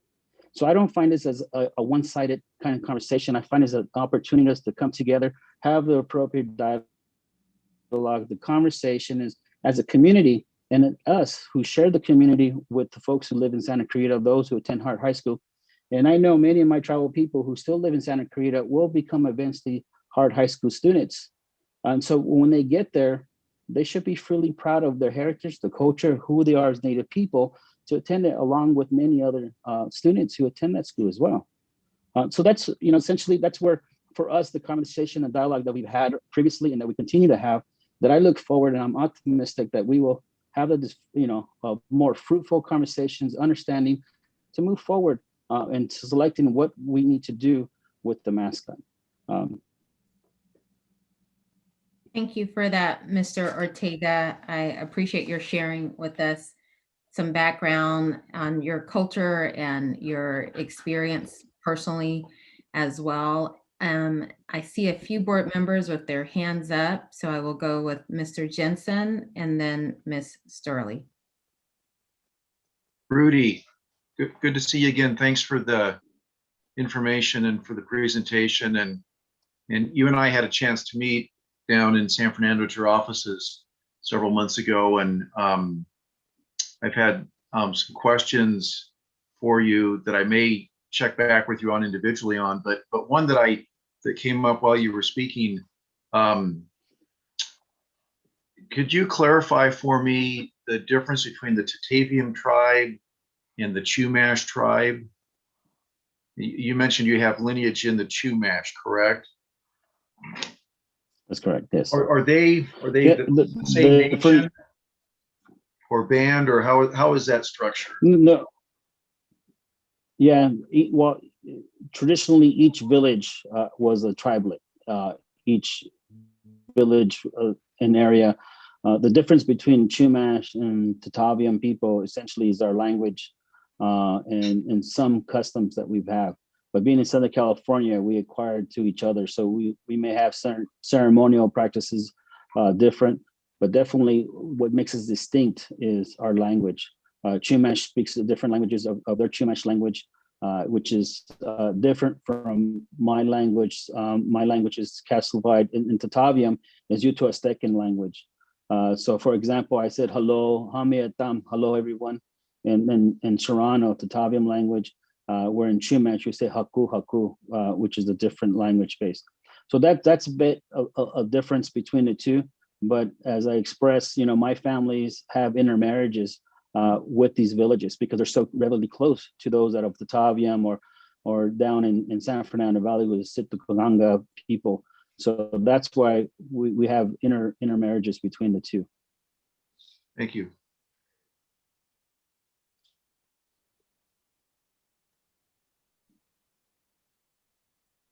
I'm sure you meant to call on me, right, Dr. Moore? I thought I'm sure I did call on you. I said, all right, Miss Sterling. Okay. Thank you again, sir, for being with us for the second time for me and the third time for some of the other board members. I taught history in this district for 30 years, and hopefully I did it correctly. I would like to know is there a general feeling among other tribes? Do they join together in their feelings about the racial mascot? So what I'm asking is, if the Chumash tribe or the tribe that's in Lake Los Angeles, do they share similar feelings about racial mascots? The majority throughout California share this.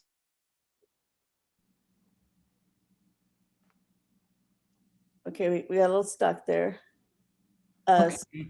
So Mr. Ortega appears frozen at the moment. That Mr. keeping the Ortega, mascot. Yeah. Mr. Ortega, I'm going to ask you to repeat. You went frozen for a quick moment. Okay. No, I was just saying to the answer is that the majority of tribes in California are in supportive of replacing mascots that were Indian or warriors or that nature. They're in a big. I'm being transparent and being honest. There are maybe very few tribes that may be supportive of keeping the name Indian on there. But not as the whole as the rest of the remaining tribes in California. So as Chumash fans, they're my relatives, and so I, speaking into them, they're more supportive of replacing the mascot. Okay, so it's not the word Indian, which is incorrect because you didn't come from India.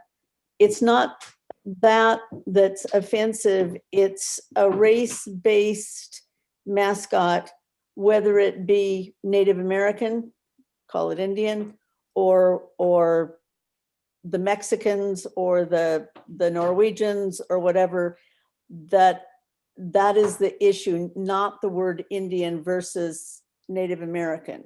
Am I correct there? Yes, you're correct. I mean, in a sense that we don't want, from my tribe's perspective, something that goes out and when we visit Hart High School, we saw a lot of Plains Indian. And so, we wanted a correction because as we're recapturing and educating our own children in our own tribe, they don't get an understanding if you're going hard and you want to honor Tataviam people and yet you have a Plains regalia or so on, that doesn't give a true representation of who we are as tribal people.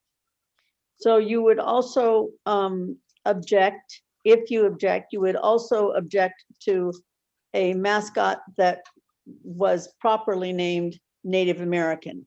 That would also be race-based, and most, and I'm not asking you to give me a count, but most of the people that you speak to in the different tribes would be opposed to race-based mascots, regardless of whether you call it Native American or Indian. That's correct. Yes. Okay. The majority of tribes, yes. Okay. Thank you, Ms. Sterling. Mr. Messina and then Mr. Webb. Yeah, I guess my question, Rudy, and I appreciate your time. We had talked about this before. Is there a learning, I mean, short of just wiping out the Native American that they have, is there opportunities for a learning issue here, or for a learning moment, for a teaching moment at the beginning of every year? I mean, could this be that? You know, and I think there's two topics. One is educating the students at the start of the beginning of the year of tribal people, and especially like tribes like mine, who had occupied all of Santa Clarita. And then the second issue would be the mascot. I don't find that having a mascot is control of it and bringing education or awareness correctly about a Native American tribe. You know, my tribe is also advocating for ethnic studies in the state of California to be part of the curriculum for high school students to understand more about California Indians and the history here. Not enough of it is being informed. So I see it as two different topics. All right, yeah, because again, I mean, sometimes I feel like to a degree we wipe some things out because they're distasteful, but we never really teach about it. We teach about why or what have you. And I think earlier tonight there was a comment made in open session about, and it's true. I see it happen all over the place. It's not a good thing, but you know there are references to the Native American / Indians, like on the county seal or what have you. Has that ever been addressed, or is it just generic and whatever?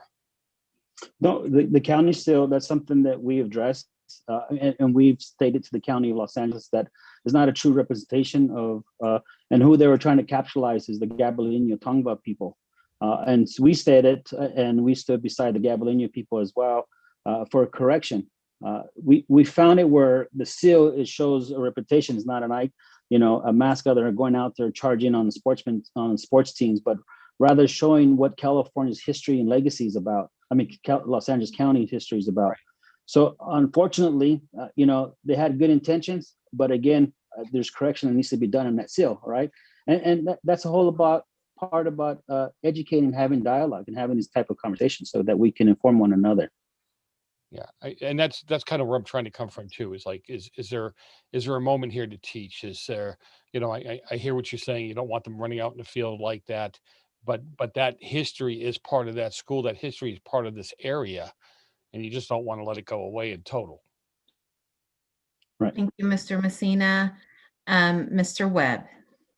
Thank you, Dr. Moore. Mr. Ortega, I just wanted to thank you for sharing the history of yourself and your people and your ancestors.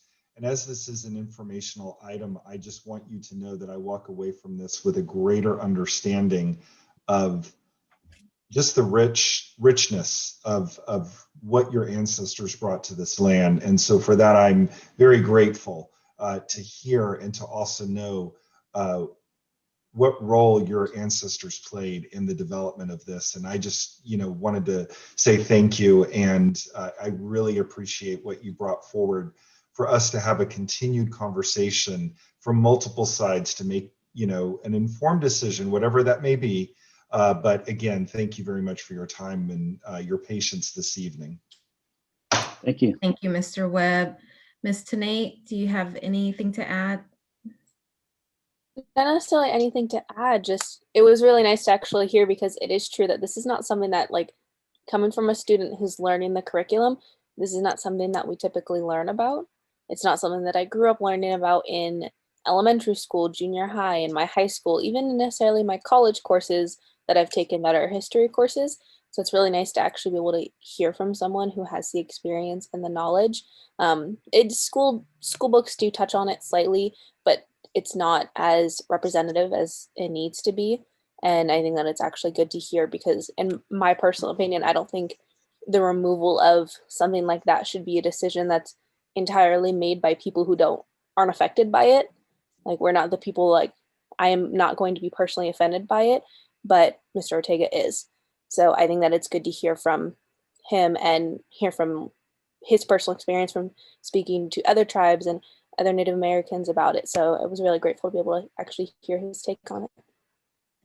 Thank you, Ms. Tanate. You always have wonderful nuggets of knowledge that I think we all benefit from. So I appreciate your being responsive when I always say Ms. Tanate, I can't help that. Ms. Storley understands. That's a part of, I want to get everyone included in the conversation as possible. And with that, as Mr. Coleman shared, that is our goal. We do want to ensure that we are inclusive in this conversation. This is indeed an information item only at this point, and we are continuing to listen to learn, and we are also looking at ways in which we can engage the student community at Hart High School, the teacher and faculty and staff community at Hart High School, and the community who is impacted by what happens at Hart High School. And there will be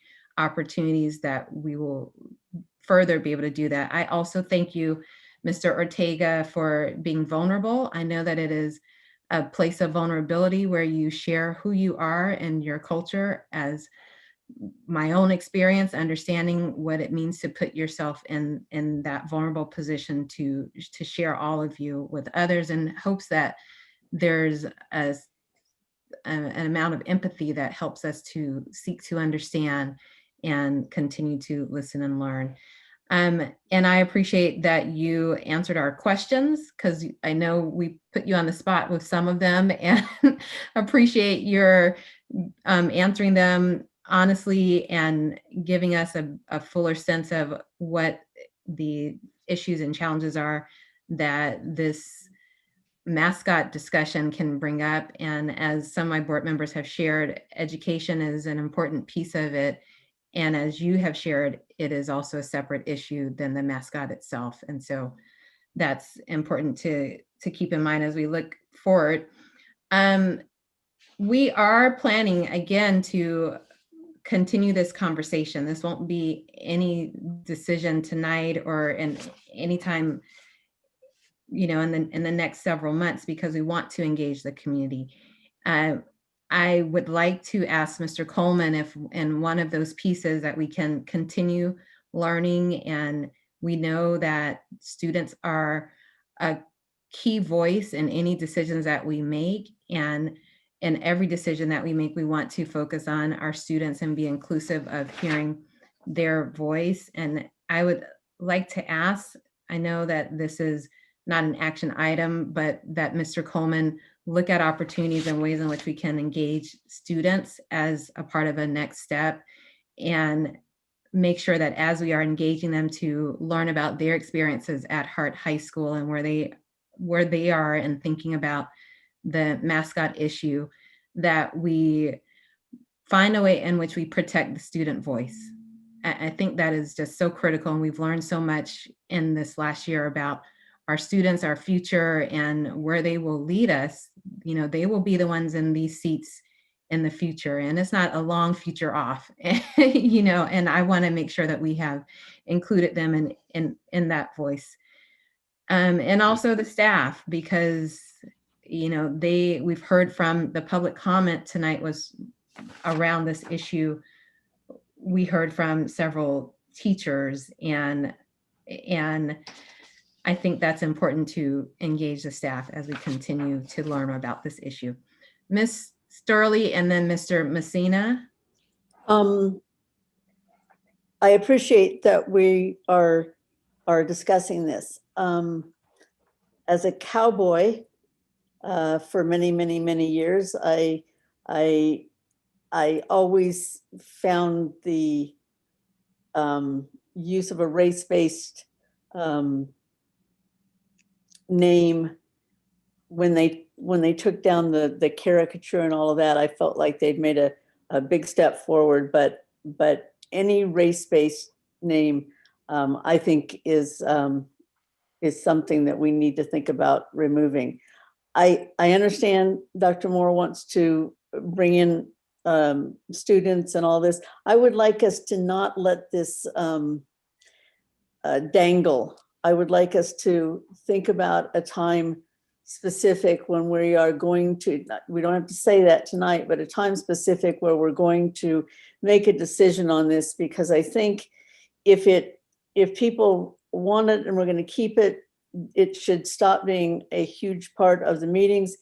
If it's offensive to some or many, I think we need to make a decision to take it away. So I don't want it to roll into until the next year. I'd like us to think about coming to a decision after being well informed, that doesn't drag on until, I'm dead. Thank you, Ms. Sterling. Mr. Messina and then Mr. Jensen. Yeah, leave me on that note. Okay. I appreciate, we talk about students and staff. It's a community thing. I've said this before. Every other school, every other high school, they make the decisions of what they want for a mascot or music or theme song, colors, whatever. And though I appreciate we wanting to bring the students in, they were first, staff was second. We need to include the community. We need to include parents in the community.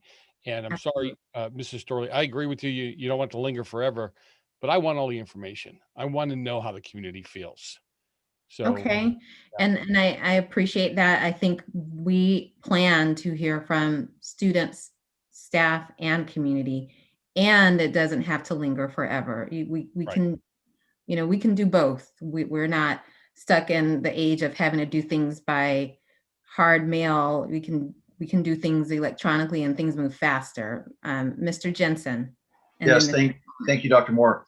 I just wanted to mention a couple things. One is I also feel it's important for the community to weigh in. It's important for all stakeholders, students, teachers, faculty, the community at large, everyone to weigh in, because everyone's a stakeholder here. I'm a businessman. I'm used to making quick, fast decisions and moving forward. And I do, however, think in this case that dialogue and discussion and analysis is very important. We have a lot of stakeholders and we need to hear from everyone, and everyone needs to participate in it. And it's important that we have clear communication on the matter. And if it takes longer than shorter, I'm fine with that. And I also think there's a third option here. I mentioned it at the last meeting. I'm not going to go into any further detail, but I don't necessarily think this has to be a one or all on one side or the other. I think there's a third option here. I'm happy to talk about it somewhere down the road when it's appropriate. Tonight is not appropriate, but I think there's a third option, and I just want to get that out. And I look forward to further discussion on the matter, further analysis. Rudy, thank you very much. Really appreciate your thoughts and you coming tonight. It's really good to hear from you. Thank you. Thank you, Mr. Jensen. Mr. Coleman. I think I had my questions answered. I just wanted to clarify that it sounds like that our next steps, as we had discussed, Dr. Moore, that possibly what we could do is we could set up opportunities to gather student input. And as I understand it, it wasn't necessarily to frame the question right now, should we take or remove? It would be more to gather their input on the question itself, sort of in the nature of a study session. We could do something similar with staff, and we could find ways to ensure that all the members of the community that want to make sure that their voices are heard do have that opportunity. And I think we can do that. Much of that, I think we can set up here before even the end of the school year. Thank you, Mr. Coleman. I appreciate that. Okay, Mr. Ortega, thank you for your patience and for being with us and listening through our thought process. It's not perfect, but we are thoughtful and figuring out how we proceed and go next in this process. And again, we appreciate you being here this evening, and we look forward to continue conversations and opportunities to collaborate with you as we move forward. Do you have any closing comments that you'd like to share? Yes, I just want to say thank you to all the board members and staff and allowing me to come speak before you tonight, and looking forward to future conversation and dialogue on this matter. So thank you again. All right. Have a good evening. You are welcome to stay, but you don't have to. And with that, we're going to move right into our school site report, because Dr. Keene has also been very patient and waiting until we got to this item 8B. We are excited to hear from you about all of the great things happening at Arroyo Seco. It was great having one of your students give the pledge. And Mr. Coleman, do you want me to turn it to you or go straight to Dr. Keene? Okay, well, it's all you, Dr. Keene. We're excited to hear from you. Thank you, Dr. Moore, members of the governing board, Mr. Kuhlman, district staff. Bear with me a moment while I share my screen.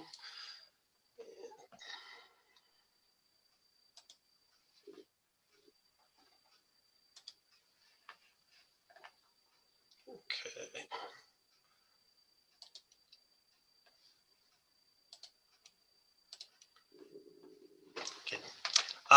It's a pleasure to be here tonight, and I'm excited to share with you some of the exciting things that are happening at Arroyo Seco, especially through the lens of equity, which is our focus, obviously, this year.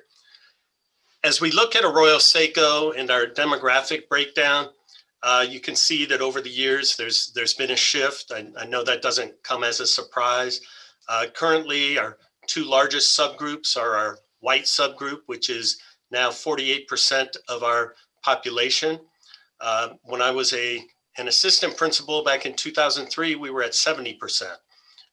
We can also see that our Latino population doubled by percentage from 18%, and today it's at 36%.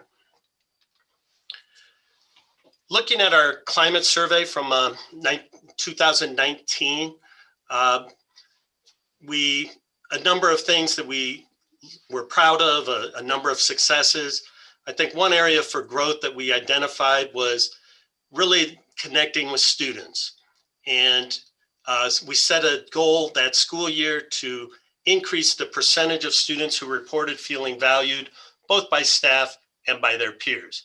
So as I continue with the presentation, you'll see some of the efforts we've taken to connect with students. We followed up this past fall with a student survey, and that provided us a wealth of information about how students were doing. One of the things that came directly out of that was our current creation of student groups. So we have 5 student groups that came about because of student interest and needs that were expressed. 2 of those groups actually meet on campus now and address the areas of anxiety and depression to help support our students in coping with them. Here are some other ways that we connect with students. I'm not going to go through all of them for the sake of time. I do want to highlight one of those areas, which is Close Gap, which is an app that we introduced this year, allowing students to check in with us on a weekly basis and just let us know how they're doing in terms of their energy level. So if a student reports that they're struggling, if they're feeling stressed, administrators, counselors, we will reach out to them and let them know that we're here if they need us, and just to encourage them to continue moving forward. Our Equity and Diversity Collaborative identified 3 areas that they were most strongly interested in. And so these became our focuses by quarter. So the second quarter, we focused on the area of wellness. I'll share some more information about that in a minute. Currently, during the third quarter, we're focusing on recognitions and celebrating the contributions of people from multiple cultures. That's especially timely with Black History Month. In fact, Dr. Moore, you mentioned Cicely Tyson. We have members of our Equity and Diversity Collaborative students who are actually doing a video with information about Cicely Tyson that they will share with the entire campus on our morning announcements. Wellness has become a challenge. We were very excited to open up our Break Room Wellness Center in February of 2020. As you know, in March of 2020, we had to close it. So that does not mean that we've ceased our wellness efforts. Here's a variety of ways that even within the online environment, we are still trying to support students and provide them resources, and as well supporting parents. We have building community evenings every third Thursday where we invite parents to attend panels where they can hear from health professionals, and a variety of activities that students can participate in as well. Looking at our resources and recognitions, I would like to recognize the efforts of our librarian, Sarah Goodwin. This is a screenshot or a couple screenshots from our website and our library webpage. And these are all links that students can click on to find out more information about different people, different events, different movements, and so forth. So it's a very interactive experience. I also included an image of culture connections. That's become a daily practice for us. In our morning announcements, we will include some information about historical events or people related to a variety of cultures throughout the entire school year. As we look at the types of supports that we provide our students, we felt it was important to look at and compare the breakdown of who's receiving supports and how that mirrors or how that reflects our overall student population. So in looking at the number of students or the percentages of students who are actually on campus right now, and I'll share more information about that in a minute, but we have over 200 students who are receiving some type of in-person on-campus support. And when you look at the breakdown of that, it really mirrors our overall student population very closely. So for instance, 36% of our student population are Latino or Hispanic.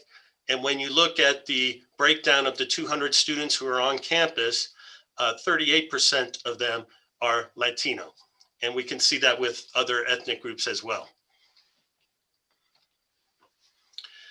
This may look familiar, a chart. It shows the response to intervention efforts and the tiered supports that we have available for students. The universal supports are on the bottom. These are things that are available to all students. And as an example, I mentioned a few of our wellness efforts, which are included here, leading up to directed supports or even more intensive supports. And this has been a guide for us. I bring this up primarily to mention that, you know, this is only as good as the people who are really implementing it. And I feel extremely fortunate to work with a strong team at Arroyo Seco. And one of the practices that we've begun this year, which I would really like to continue even post-COVID, is just the dedicated time each week for our administrative and counseling team, including psychologists and our social worker, to sit down and focus on our students. This began with running attendance reports, students who weren't logging in. What kind of supports did they need? How could we help them?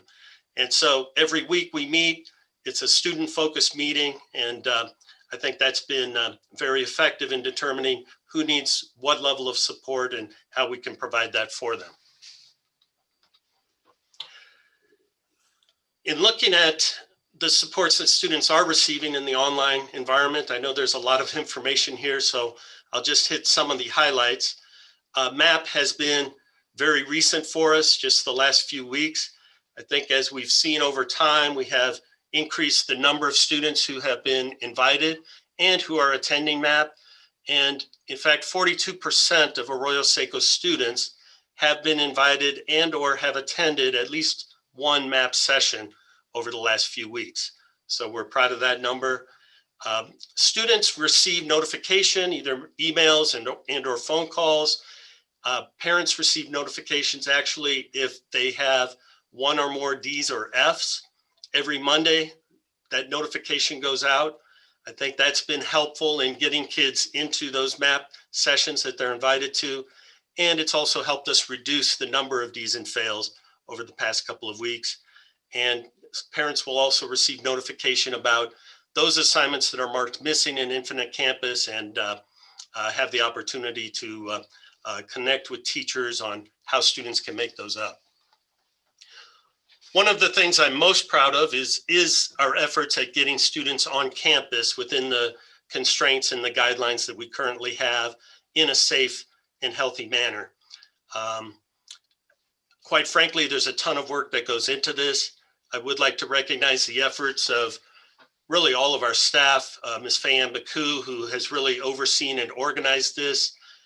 When we look at our AM cohorts, we have 38 students who come onto campus during the mornings. And that really does not happen without the hard work of our campus supervisors, instructional assistants, our office staff, our counselors and admin.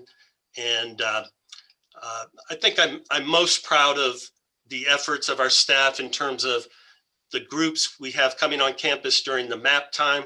We have 66 students coming onto campus during that time.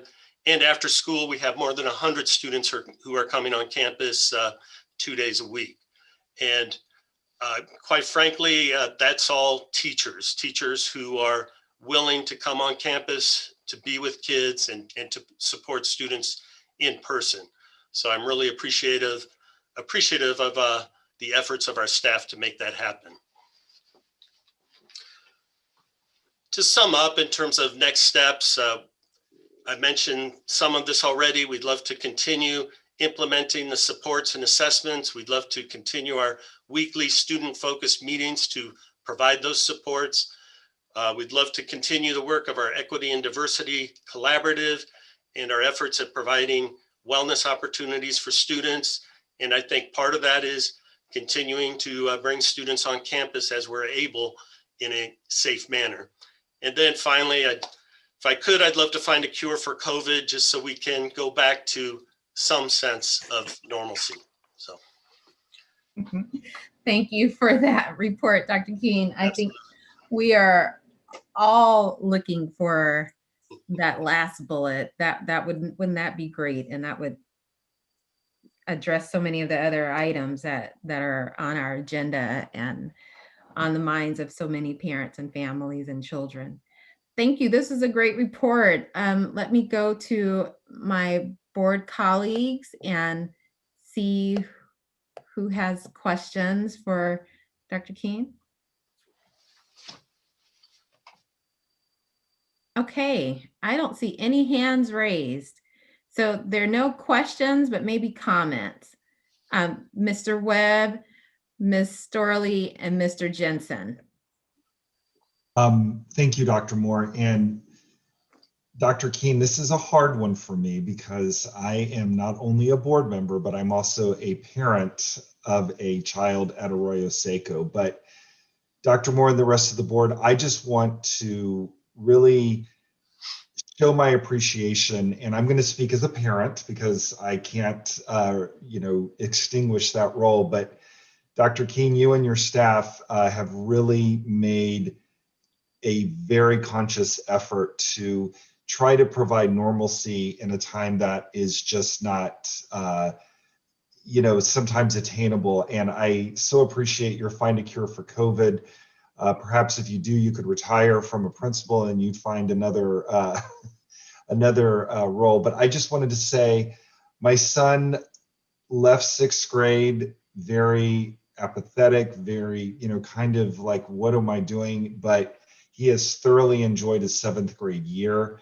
His teachers have been amazing. And I just want to speak as a parent and just tell you how much I appreciate everything that your staff has done for not only my son, but also his friends and all the other children in Arroyo Seco. So thank you. Thank you. And we have amazing students and parents. So we appreciate our community. Wonderful, wonderful. And I think it was it Mr. Messina and then Ms. Storley? Or was it the other way around?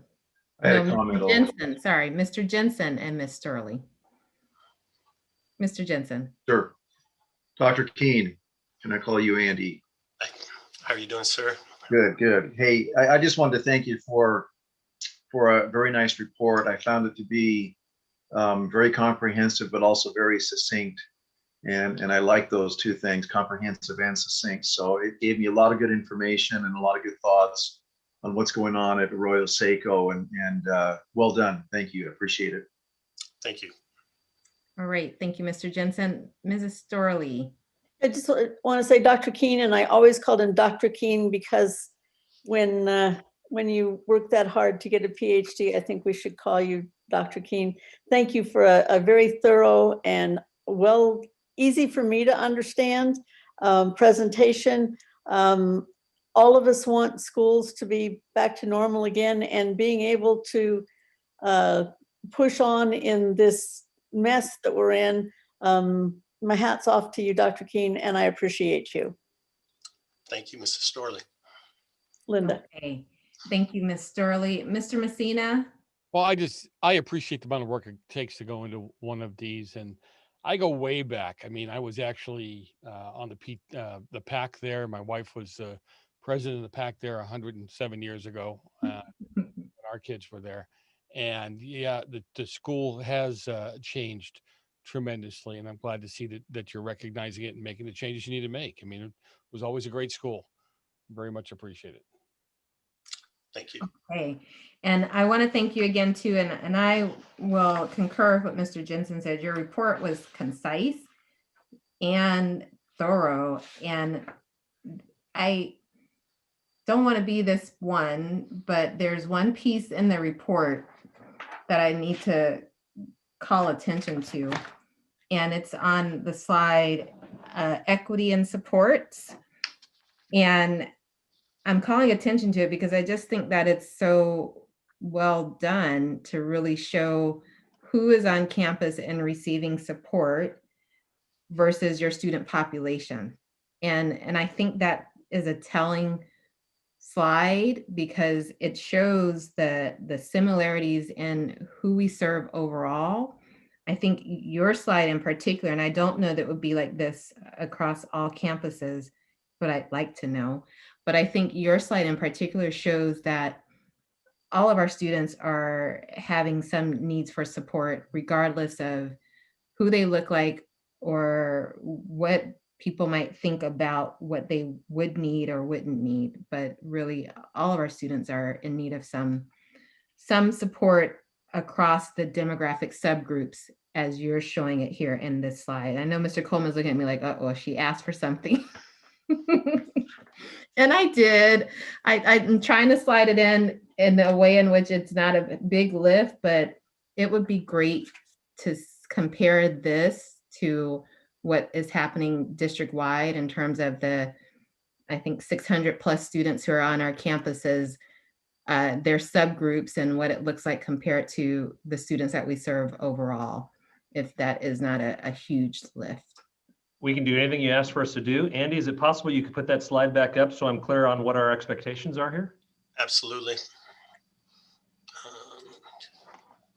And I'm asking for it because I think it gives us a clearer picture of right now the schools aren't open, but we are serving students across the spectrum in our district. And often we say, it's this group, and this group, but this really shows that it is all subgroups that are in need of those extra supports that we're able to provide. So a chart like this that does a comparison of the students who are on our campuses by these subgroups and percentages compared to what it looks like in the district. And it might be very different, and that's okay too, because that will also help us to learn how we can support other groups of other subgroups if it is different. But this is just a different way of looking at the data. Okay. All right. Thank you again for this great report. And I will move us to Mr. Coleman. You are next with the return to school update. I am. And no one's allowed to sigh because this is going to be some good news. And we're actually making some progress. And I'm going to take a moment here and share the screen. And I'm going to do my best, Mr. Jensen, to be comprehensive and succinct. That's my goal today. I think we can accomplish it. So let's take a look here. Okay, I am going to try to do a little something here. Everybody see that? Yes, we can. Okay, thank you. So this is our return to school update for February 17th. And in an effort to be comprehensive and succinct, I want to share with you that we've received many questions throughout the course of the week, the last several weeks. And what I've tried to do is give a short but meaty overview of these key areas. So before you leave today, we will have been successful if you have an understanding of these things. We want to once again review the criteria for reopening, because it's one of the questions that comes up. Today I received a friendly letter from a parent that included the quote, "What's the holdup?" I think that's a fair question. And so I want to be able to share once again, what is the holdup from preventing us from moving to the start of in-person learning. I want to talk a little bit about how there are different criteria for grade level bands. This is important because we have elementary schools that are reopening here in the next couple weeks. And I have some data on that and what that will look like for our elementary school partners, and explain why it's a little bit different for us because of the different criteria the state has established. I've put together some work on case rate trends. It's kind of helpful for us to see the adjusted case rates over time in LA County. So it really affirms that we are heading in the right direction. We've been heading in the right direction at a fast pace. So it's important for us then to be thinking about potential reopening timelines, which I'm going to bring back something that the board has already introduced and endorsed for a potential timeline for the Hart District to hopefully be able to reintroduce in-person learning this spring. I also have some very important information about vaccinations. We've been doing some significant work in that area. This is important, we know, to many of us, to all of us. And so I wanted to share the good news there. And I want to share with you some information about graduation, because that's important to all of our senior families. It's important to myself, having a senior who is graduating this year. And we've done some significant work the last couple of weeks that I want to make sure people are aware of. Okay, we've seen this slide before. I am including it again because it's important when people ask the question, what's the holdup? The criteria that we have to pay attention to determine when we have the opportunity to open up is this blueprint for a safer economy. This is the state framework. And you'll note that California, this is the most recent map. I pulled this off today, that the majority of California remains in the purple tier, which is the widespread tier. And we, as a high school district, grades 7 through 12, have to move from the widespread purple tier to the red substantial tier with 7.0 or less per 100,000 daily new cases over a period of 7 days before we can talk about reopening. So that's an important piece. We do not have the ability to unilaterally make the decision to open until we move from purple to red. So I did want to talk to you about the difference in grade bands. This was something that was clarified last time we met as a board for a board meeting, and it has been further clarified just this past Tuesday. Monday night, all of us probably heard the news that we had reached the mark where grades TK, transitional kindergarten, through grade 6 are now eligible to begin partially reopening. And that's because, according to the state's current rules, that when we get to an adjusted case rate of 25 per 100,000, grades TK through 2 and grades 3 through 6 can begin partial reopening. Now, people have asked, why is there a difference between these grades and 7 through 12? And I will share with you what has been shared with us. And that is that those who look at the science and the data have shared with us that there is a difference, that they believe that there's a difference in how easily students at that lower grade level can spread the virus as opposed to the students at an older rate. That is the reason why. I'm not endorsing it, but I'm sharing with you why they have explained to us that there is a distinction, because grades 7 through 12 have a much more restrictive criteria, we have to go not just to 25 per 100,000, but we have to reach an adjusted case rate of 7 per 100,000. And that means that we are not eligible to partially reopen until we move into the red tier. That's what that means. Moving to 7 per 100,000 and below means we have transitioned from the purple to the red tier. I also wanted to make sure that everyone understands there's going to be confusing smorgasbord of new terms that have been introduced to us as we've gone through this pandemic crisis. We currently do have on campus groups of students in small cohorts, specialized support for high need students.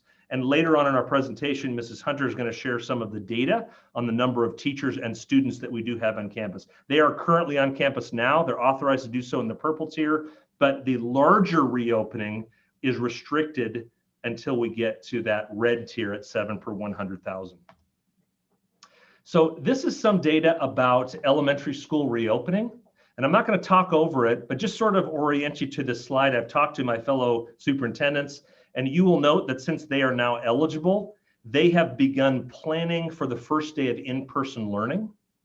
You can take a look at there are the dates. We've got some dates just right around the corner in February and in March.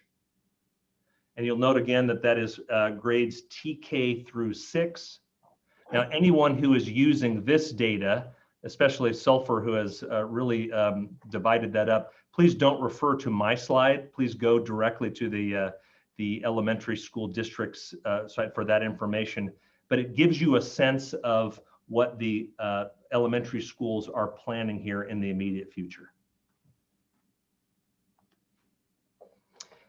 So this is some data that I put together on the adjusted case rates in LA County over time. And it gives you a sense of before we started the surge, takes us back to October 21st of last year. And we were at that point very close to be moving from the purple tier into the red tier. You see that we were at 7.6 and we were required to be at 7.0 or less. And you can see then how gradually and then steeply we began moving toward the surge that happened to a very scary number on January 11th. The height was 77 per 100,000. And this was during the period of time that we responded to the request from LA County to pause all of our in-person small cohorts and some of our activities on campus because of the concern about community spread. But encouragingly, as we're all aware, since that date of January 11th, we have started to see a decline, and it has become a rapid decline, culminating in yesterday's announcement, February 16th, that we are at 20 per 100,000. That's the most recent 7-day average for the adjusted case rate. And I share that with you because we do not have a crystal ball to tell you where it's going to be 4 weeks from now or 5 weeks from now. But if we are continuing in this trend, you can see that is dropping rather precipitously. And that gives us hope that we are moving in the right direction. Everyone doing their part with the implementation of the vaccines, that it's possible that that number could drop to that 7 per 100,000, giving us the opportunity then to consider reopening.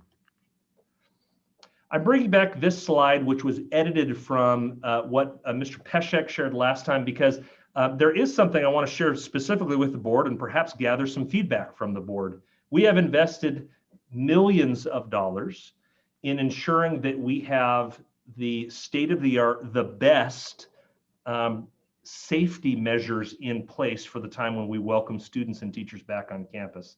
And these are just some of the highlights of what was shared last time we met: the PPE, the cleaning supplies, thermometers, gloves, face shields, the HEPA filtration system, in addition to the fact that we've changed out all the filtration in all of our buildings. These are things we've discussed before.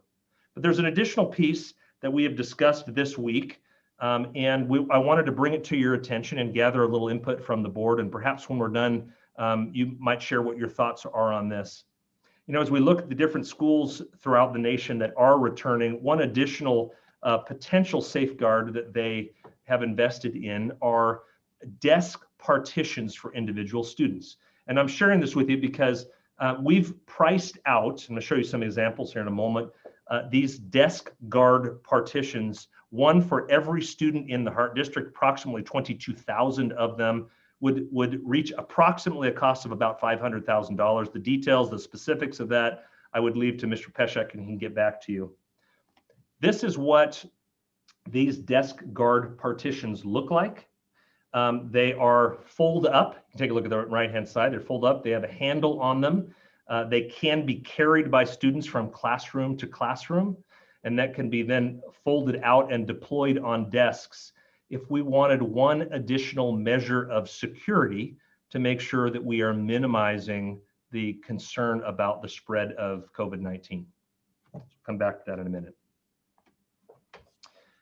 So let's talk a little bit about what some potential reopening timelines are for the Hart District. I want to put some qualifiers on this. First, this is not new information. This is information that was already brought to the board, and the board spoke to this back in December and January, where we determined that should we have the opportunity to open, we'd like to align it with our academic calendar to minimize disruptions for teachers and students. And also I wanted to share is that while these are projected dates, and it only is relevant to us if we reach that 7 per 100,000 adjusted case rate mark. So yes, these are speculative. We cannot put these on the calendar as the date. But I did want to share with you that if we look at those declining trends of adjusted case rates, it is possible. It's reasonably possible. Now, I'm not telling you it's a sure thing, but it's reasonably possible to think that we might be at that stage by March 22nd, which was the next available date that we've talked about for the reopening of our high schools in the partial blended format. And so with that in mind, I wanted to share with you a possible way of us thinking about potentially reopening as we hope that we are down to that point, which again, it's not just reaching a particular marker, but that indicates for us that the spread of COVID has reduced to the point where it's safer for us to consider reopening. So when we reach that safer place, some potential ways that we might look at moving forward. If we're looking at March 22nd, the first thing that we might consider is that this is, by the way, a map of the calendar of the month of March.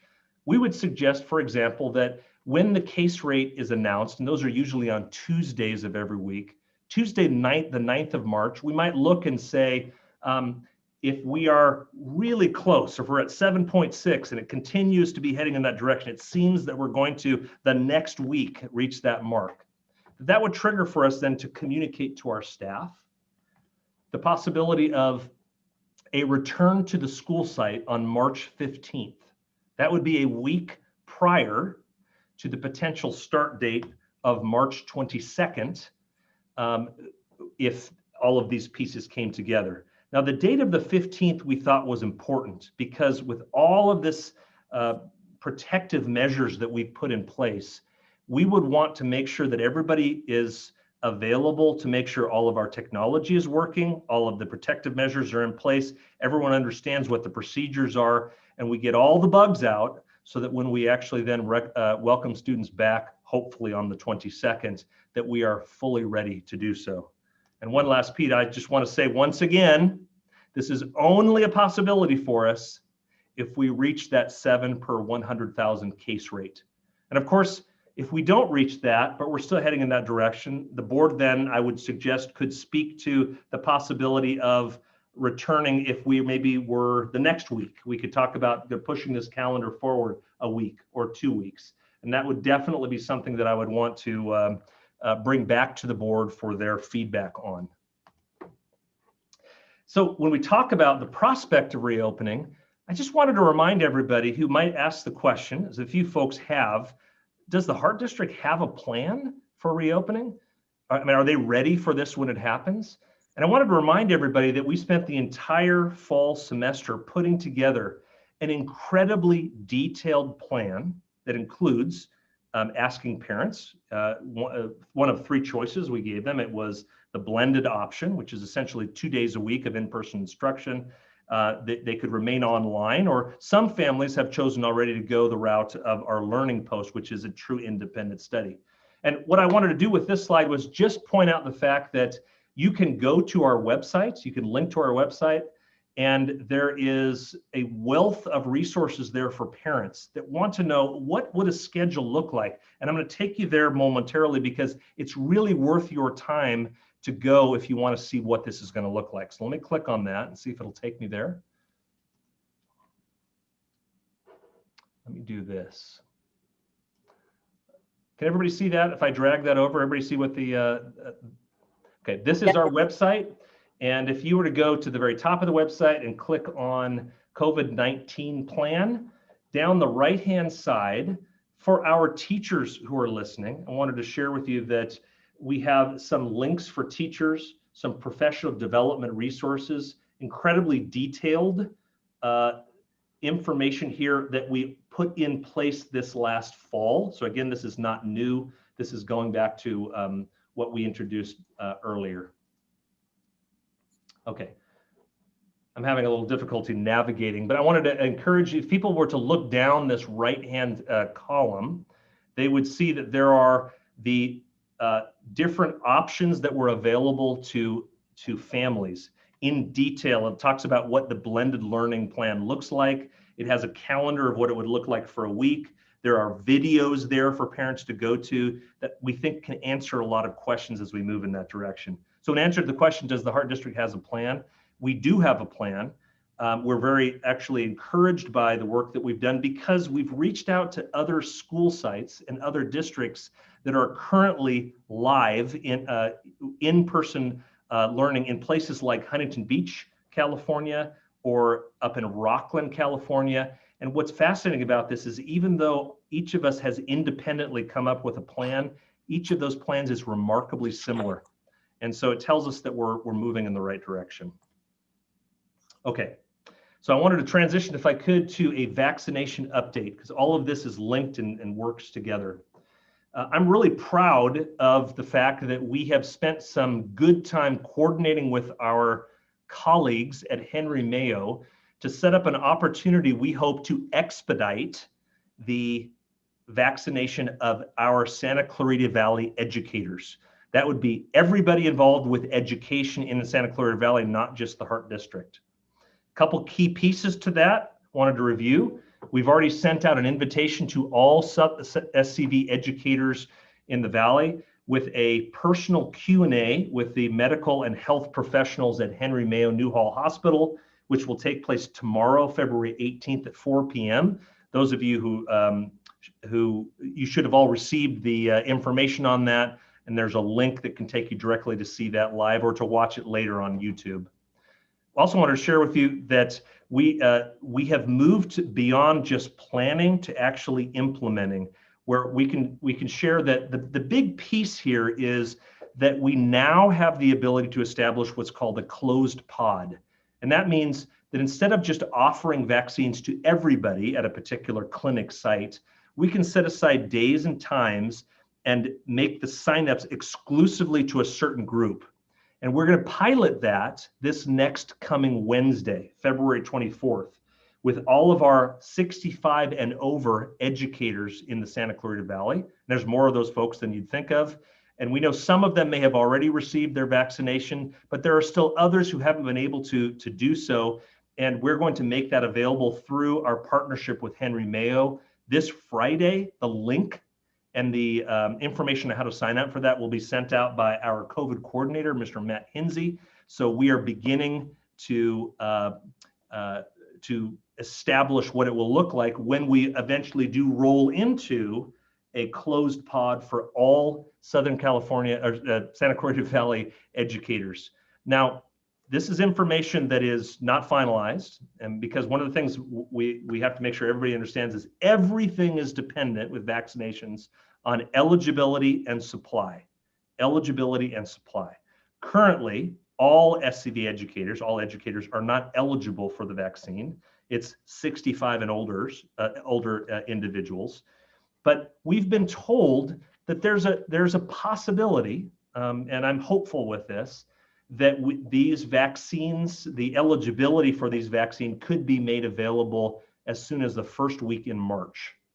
And so with that in mind, we have actually planned for, we are putting the pieces in place for a closed pod for SCD educators exclusively in our Valley during that first week when it becomes available to us. It will likely be a Thursday, a Friday, and a Saturday. Thursday, Friday, we'd probably offer it from 12 o'clock into the early evening, and Saturday would be offered all day. And our hope is that in doing so, we'd be able to get the vast majority of people who are interested in being vaccinated and qualified to do so vaccinated on those dates. Okay, this looks a little more complicated than it is, and just one piece of information I wanted to share. I mentioned eligibility and supply. Supply remains an issue for everybody in the United States. There's not enough vaccination currently to meet the demand. And so what that calls for us to do is, if we get to the point where all educators are eligible, but we don't have a supply on a certain day for everybody, how do we make fair decisions about who deserves the vaccine first? And so what we've done is we've worked with our partners in all the other elementary schools to create some subcategories.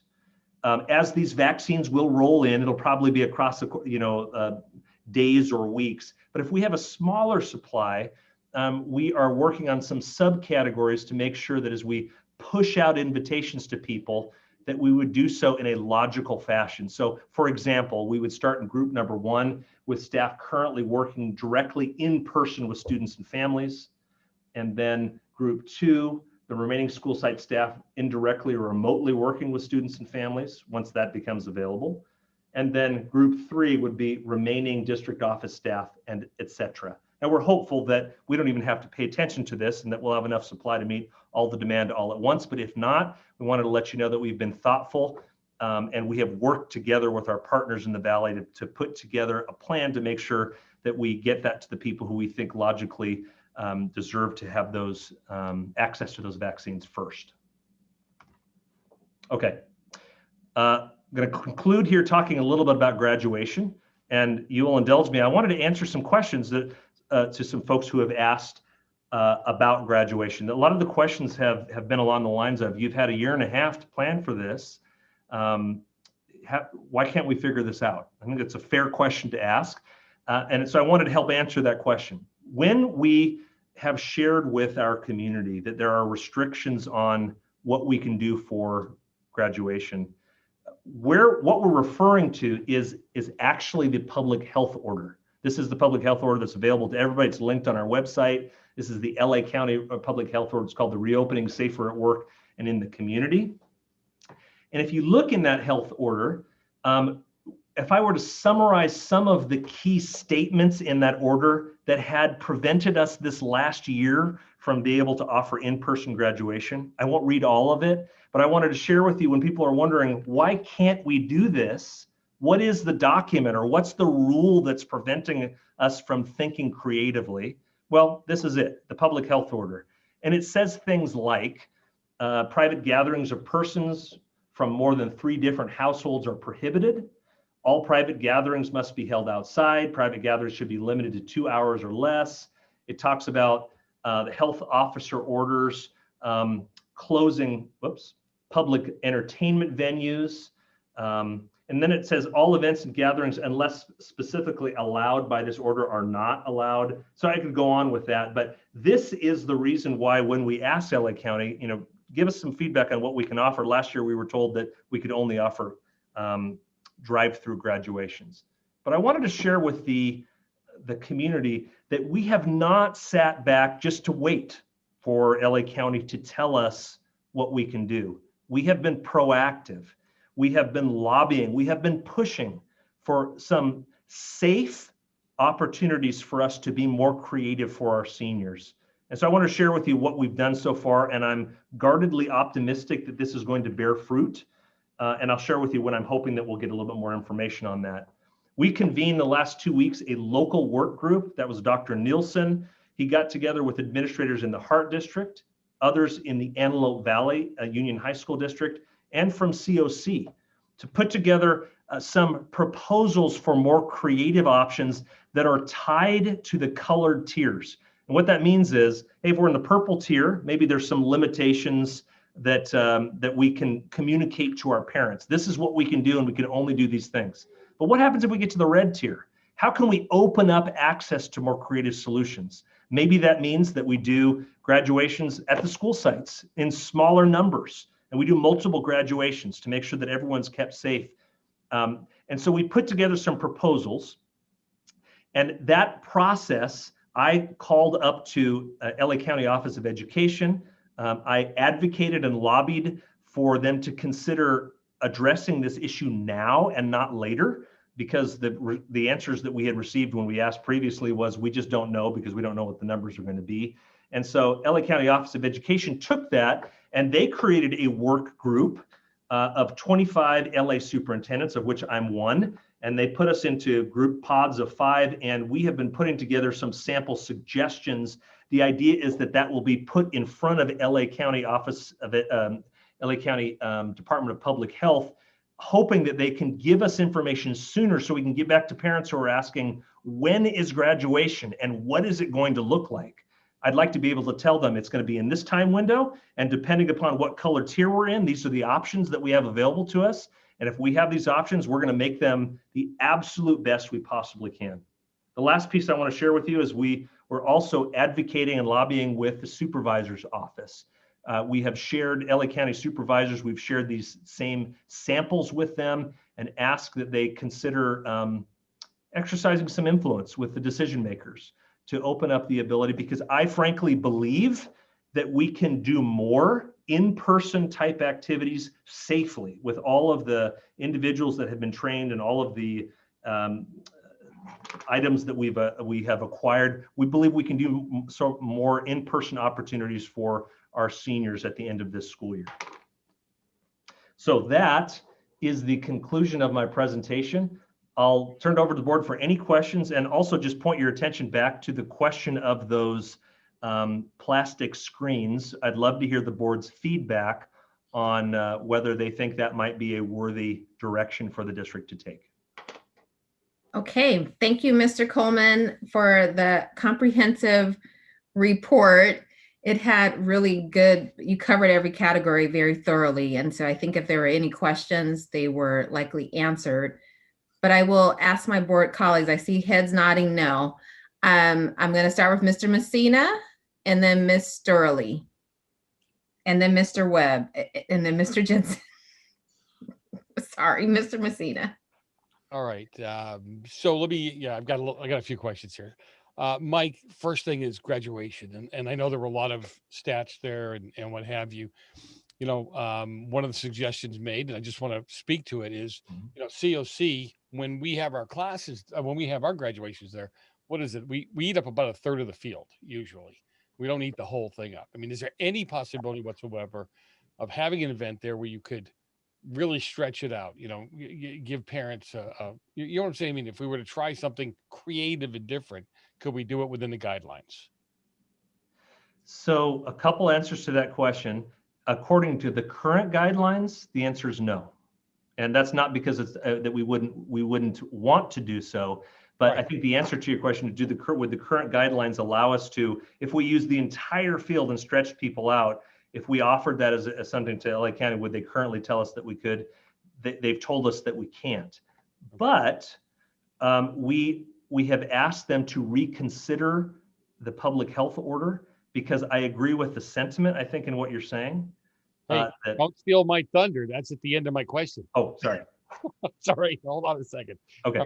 So getting back to school for that, you know, it's 20, we're down to 20, you said. Is that 20 a day, a week, a month? I missed it there.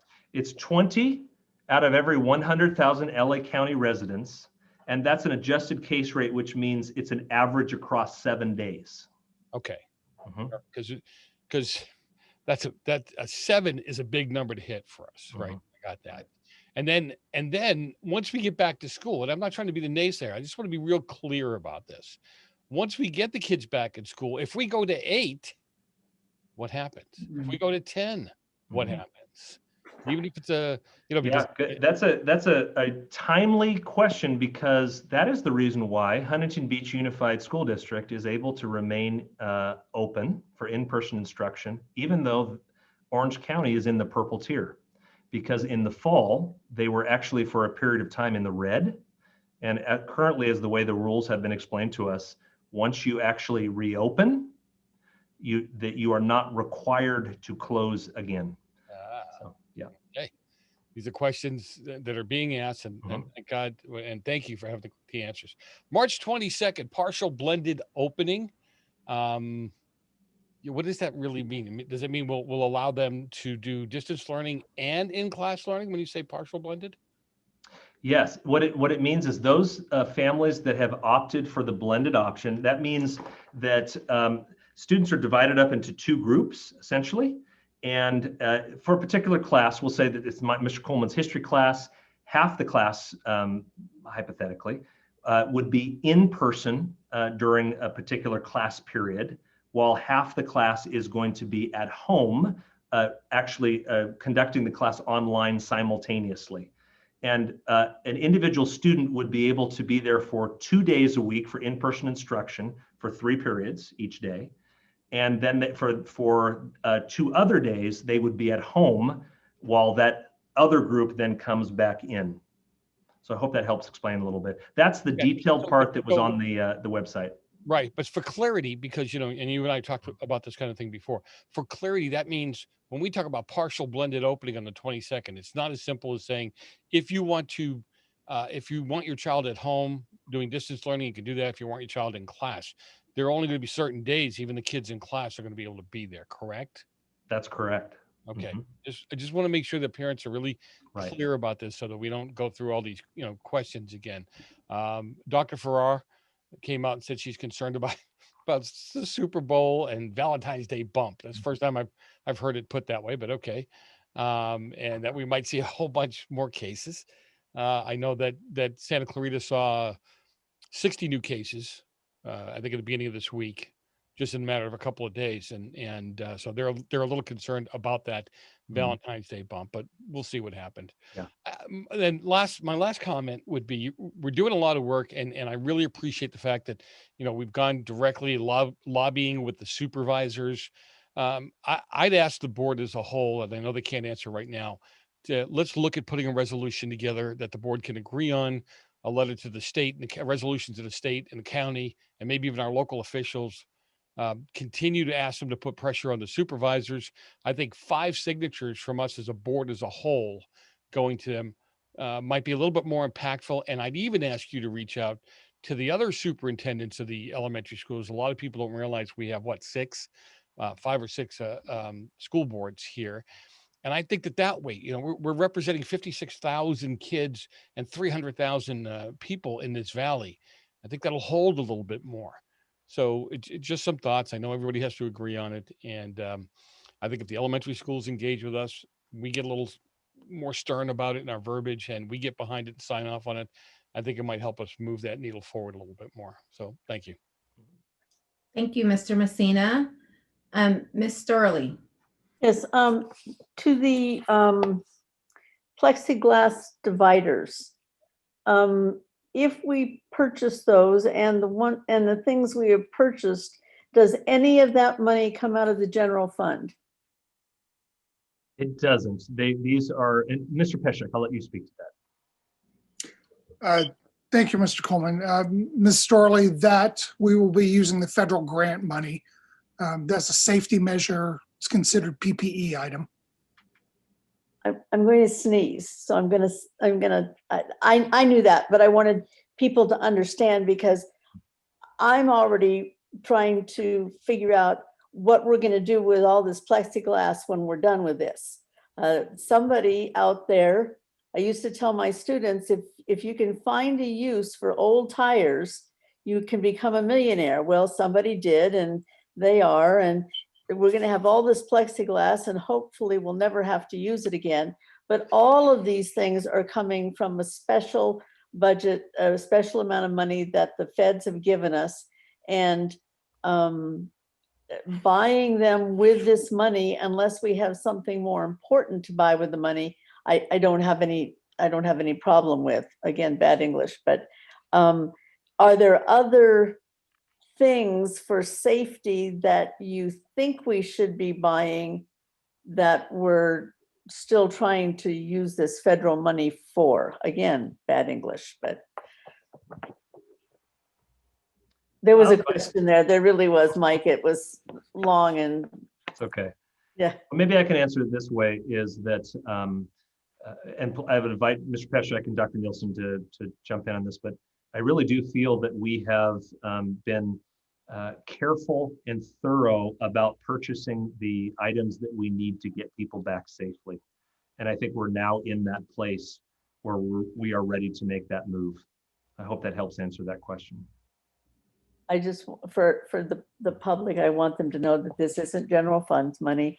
This is money that's coming directly from the feds for this purpose.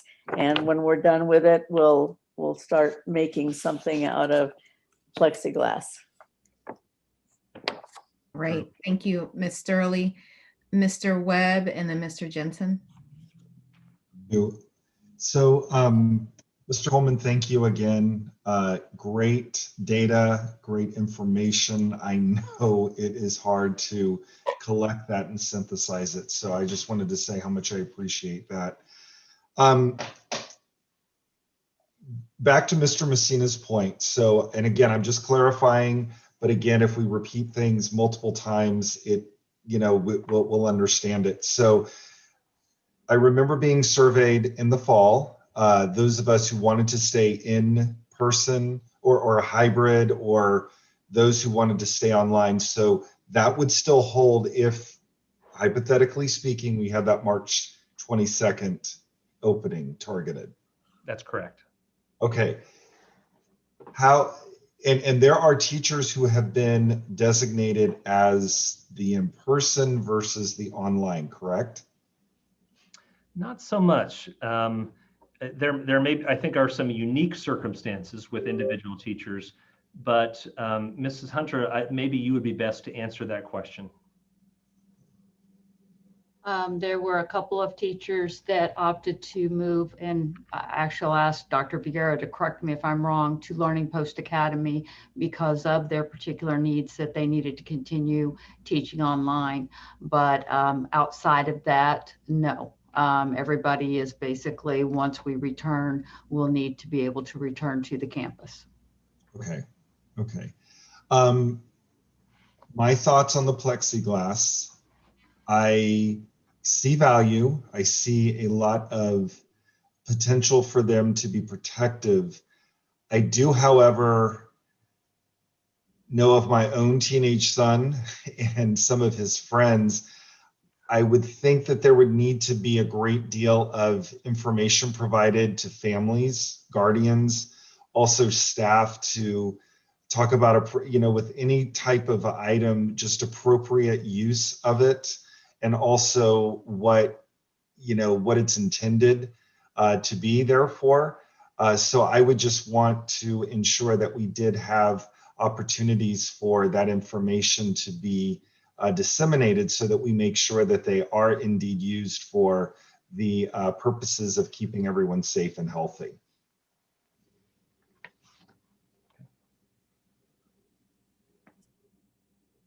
Mr. Jensen? Thank you. I'm going to shift to the vaccines and the vaccination process for a moment or two. I think we've got to really push this, and I know, Mr. Coleman, you're doing everything you possibly can. It's annoying to me that other states have made the vaccination process top priority for teachers, and here in LA County, our county officials haven't.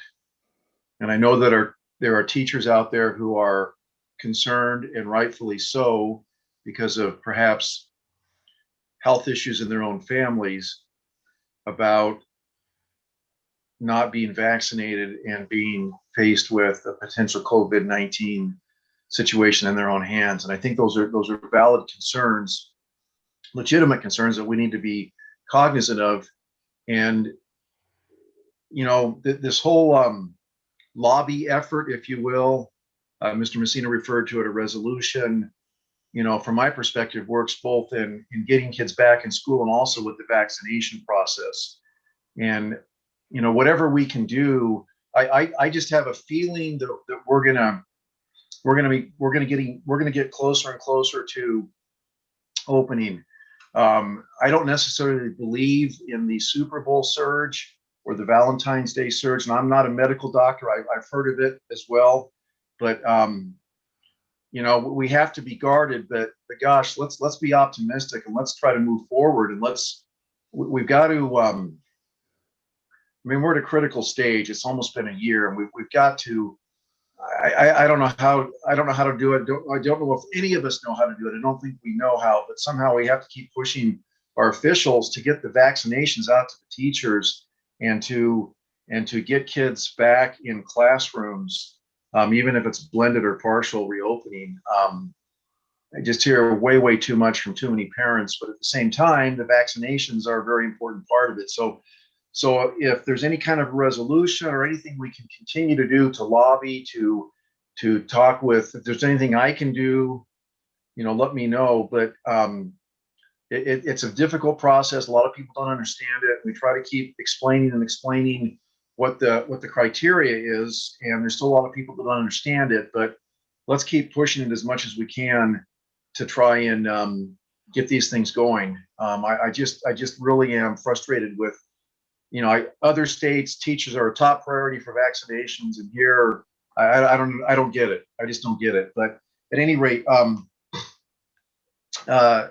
in connection with the plexiglass situation, yeah, I'm in favor of it.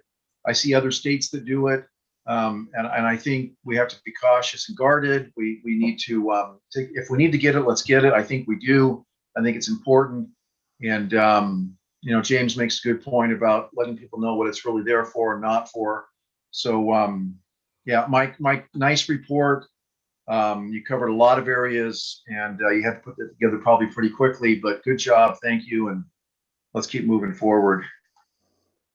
Thank you, Mr. Jensen. Ms. Tenate? I know it was touched on, but to like further clarify, because I'm just want to make sure, if we were to return March 22nd, there would still be the options for students to completely stay online at home learning. They would not be forced to come onto campus. Just to clarify, because I know for myself, like I knew that in the back of my head, but what we were saying sounded a little bit like iffy. So I wanted to clarify that. As far as the plexiglass, would that be something students take home and bring back to school every day with them? Because I'm assuming there wouldn't be like a place to leave them at school. So it'd be up to students to take them home, assumingly disinfect them on their own, bring them back to school the next time they return to campus, correct? Yes, Dr. Nielsen, do you want to explain the reason why? Yes. Yeah, that's correct. That way there is no concern about cross-contamination of a particular desk partition. If we just left it in the classroom and left it up between class periods, there might be some concern, rightfully so, concern about, you know, well, the student sitting in that desk just spent the entire hour breathing on that, and it has not been disinfected. There was no time to disinfect, you know, a number of shields in between class periods, and then you have a new student coming in to sit and be behind that barrier. And so this would be, you know, students would be allowed to take those home. They'd be the only one using that partition. They'd be able to clean the partition and they'd bring it back with them. That's what I had figured, because yes, I had seen a video from an elementary school teacher it was the teacher's job to disinfect them, but there was also the concern from the teacher that it was actually like, she showed a video looking from like the back row of a classroom, looking through the partitions where you actually could not see very well because there was partitions blocking basically every view of the board. Theirs did go up much higher than the ones that were shown in the photos, but it was still like that fact of it. I think that there are good ideas to like maintain even more like just distance from everybody. I just think it's something to keep in mind as far as how the positioning of desks are going to go, and like have somebody sit in those seats with the partitions up, see what it actually looks like. Cause I had seen that and I'd realized that if I was a student, like imagining trying to take notes while teachers are already talking fast because there's limited time in the classrooms, in person, all of that, I could see where students are going to complain more and then forget them because they just, become a little bit inconvenient. So I think it was just something to keep in mind. I think that they're a good idea as far as safety goes, but there are obviously issues that come with it as well. Yeah, and just to clarify, they're not mandatory for every student to have a desk shield. The desk shields are only mandated by the county health department in situations where you cannot achieve 6 feet of social distance between students in the classroom situation. And so every student would not be required to bring it, but it's an additional safety measure if they did want to bring it. Okay. Quick. What Mr. size Messina, are these shields? we saw a picture of them. Mr. Coleman Oh, had I'm it sorry. up Yes. there, the shields. He Relatively was asking. speaking, what's, I mean, is this kid going to be grabbing it like a skateboard and trying to, or is it relatively small? Yeah, let me. I think the image that Mr. Coleman had, It folds up into holding three it. sides, fold up into a single unit, and you can carry it by a handle. It's not an excessive weight or anything. That's a teacher standing there, correct? That's not. That's a teacher. That's an adult. So it's not small.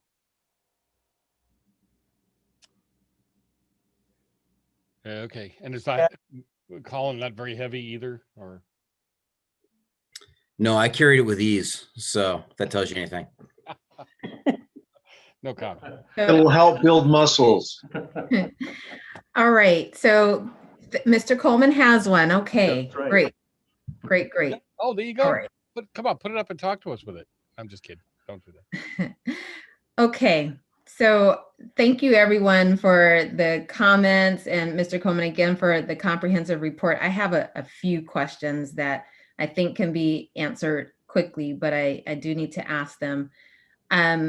One is Ms. Tenate asked, or maybe it was Mr. Webb, who asked about the survey that we did of the parents and if based on what they did in the fall, that's how we're going to plan on opening when we open.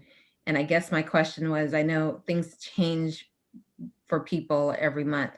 And given my own experience with my son's school district, they chose to survey parents yet again to find out yet again where people are at. And I wanted to know if that is something that we would consider doing as well. Yeah, we've talked about actually doing that as we approach the time. We think we could accommodate all the changes within the schedule, because remember the reason for doing so was so we set up the schedule so we could move into it rather easily. But we had talked about once it becomes clear that we're getting we think we are indeed heading in that direction. That we would put something out to see if there were any revisions from parents since the last time that we gathered that information. I think that would be really helpful for parents because again, we're 4 months later from when they did it last time. So life has happened for a lot of people. My other question is related to, okay, Mr. Nielsen clarified it's 6 feet because I always get the question, is it 4 feet or 6 feet? And whose music is that? Is that you, Mr. Messina? I know you're guilty. He's like, guilty as charged. That's the music behind the desk guard screen. I was looking at it. See? Dr. Moore, to clarify, it is that you need to have 6 feet of 6 feet of space between students. In cases where you cannot achieve that, but are able to achieve 4 feet, you need a desk partition. But having desk partitions does not open it up to have a classroom set up as normal and just have a desk partition on every single desk where students are closer than 4 feet. There has to be at least 4 feet. And if you can't get to 6 feet, you have to use a desk partition. If you can socially distance 18 students in a classroom 6 feet apart, you don't need any desk partitions. It would just be an option. Okay. And our target is 6 feet, but we have some classes where we will have to have 4 feet. So the partitions will be mandated in those classes? And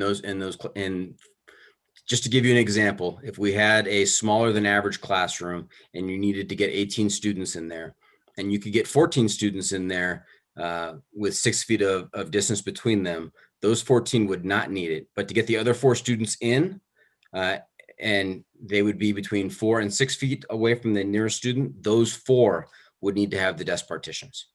So in answering, I guess, the question of what do we think about the partitions, there will be some cases where it's not optional, where we have to purchase them anyway. That's correct. And earlier this year, we did purchase 1,000, knowing that this was the situation. We did purchase 1,000 for the district, and we deployed them out to school sites based on those situations where we could not achieve the 6 feet. And we do have some in stock in the warehouse. This new proposal would be to be able to provide every student with a desk partition if they wanted that extra level of safety. Okay. And I don't want to get into the weeds, but for the 1,000 that we have, where we have the 4 feet, Ms. Tenate's question of the students won't take those homes, those will be stored in our classrooms and cleaned by our staff in some way, disinfected. Yeah, currently, if we do not purchase the new the 22,000 additional, that would be the case. We'd have to find a way to clean those. But if we did have them, they'd be assigned to a student and they would bring them with them. Yep. Okay, thank you for that clarity. And then my other question, Ms. Sterling asked, is this the best way for us to use those funds? And I guess I would ask, are there any additional funds that we can use to purchase something else? Because I have something on the list that I think we still need to invest in. Mr. Peshek. So Dr. Moore, I would ask that you share your request, and we will figure out how much it will cost and bring that back to you for prioritization by the board. Okay, so let me share this request publicly so that it's on the record. I know we've talked about it before with the app. I have the app on my phone. I know how to check it when I'm on the campuses. And I just, I know we are moving to opening, and I am glad we are moving to opening. And I think that the app for the temperature piece is still something that I'm not 100% sold on as the way that it will be answered correctly and accurately every day. And so on my list is standalone temperature checks. I know that involves some logistical challenges, but I still want it on the list as something that we look at. And then I think we can look at it, Dr. Moore, but I want to be clear on this. There are significant logistical reasons why it wasn't monetary. It was feedback from the county, from CDC, and from other school sites on why so I would hope that we could discuss, we review the presentation that Dr. Nilsson shared months ago on why we had kind of moved in that direction, and consider that as well. Yeah, and I remember that, and it continues to come up as a concern, especially with folks having the app and there being no real check on it. You mark what you mark on the app. So maybe random, I get the logistical issue, so I don't want to figure out the how, but I think it could add an additional opportunity to validate what folks are putting in. And like I said, it might be random. It might be not everybody. I understand, I've been on a high school many times as a teacher, and so get that the logistical pieces, but wanted to consider some creative way to look at that. Yeah, and I apologize if I was not as clear as I could have been a couple of board meetings ago when this topic came up. I went back and sat down and prepared some bulleted points to share with the board later, or if this topic came up. And I do have those points to give you some further detail on the system that we're going with, if that will help provide some clarity. I think it will. That would be great. That would be great. Maybe that can be a part of the Friday memo or set. Okay, absolutely. Okay, and then my last question is about mental health and trauma. And you, I think we are going to be opening soon. I will continue to say that. I will be optimistic along with Mr. Jensen, my other board colleagues. We all want that. And when we open, for some, it's going to be a challenging time to reopen. And I just want us to be cognizant of having supports for students. I think back to the way in which we reopened at Saugus and we had supports on campus. I think we will need similar supports for students and staff as we reopen from this trauma and this traumatic experience. And I want us to, if there is money, Mr. Peshek, to use those federal funds to support that type of additional mental health support on our campuses when we reopen, that we have staff ready and folks ready to provide that support to students and staff. And like with Saugus, not just for the first day or the first week, but as long as that money will last us. And then my last thing is, Mr. Jensen spoke about a resolution for vaccinations. I would like us to look at something like that too, that prioritizes teachers. And I know we are going with that week of March the 1st, so we probably won't have it ahead of our March 3rd board meeting, but I think it still would say a lot if we looked at something like that. I know I'm only one, like Mr. Messina said, but if it's something that we can do, because the concern is that March 22nd date is a good day to open. It's a very good day to open. And even if we get teachers vaccinated that March the 1st, they won't be fully inoculated until 2 weeks after their second shot. And so there's this little bit of overlapping gap time that we need to be concerned about as we're looking at opening school. And again, that March 22nd date it's the right date. It's the date that I want us, and I know this isn't an action item, and so Mr. Coleman, I would ask you how we could do this, but I would like us to take action in some way to give you the authority to move towards opening on March 22nd if the numbers get to where they need to be in the county. So I'm not sure if I can do that right now. I think if I might suggest that there is a paradigm, because of the emergency authority that I've been given here, the understanding was I'm not going to make any moves without you all weighing in clearly on that. But you've weighed in December, and I think I'm gathering that there's support for that idea, and so that is my intent to move forward with that date of a reopening should we be able to. And therefore what I'm saying is I don't think it necessitates an action item as long as the board is comfortable with that. So. Okay.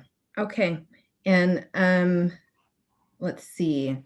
Ms. Storley has a question. Those are all of my questions. Ms. Storley. Thank you. Mike, can you put back up your slides? And when you first showed the partitions, I did not realize that they were going to be going home. I see junior high, no offense to anyone in junior high, but I had a junior high son who would, I can only think of the wonderful things that he would make out of that have nothing to do with ever bringing it back to school the next day. I mean, seriously, very creative young man, and he might make a spaceship out of it. The idea of taking that home, look at how it fits in the lady's hands. And junior high, think of a junior high child and walking in and out of the school with that is an accident waiting to happen. I just see them sword fighting with it, or when I thought it was going to stay in the classroom, and I realized why that is not possible. But taking that home and bringing that back, I think some of the other things that Dr. Moore suggested we use our money for might be better spent. I would be terrified to be on a junior high campus with those being flung around. My second thing, Mike, is would you go to the vaccination times for people on campus. Okay.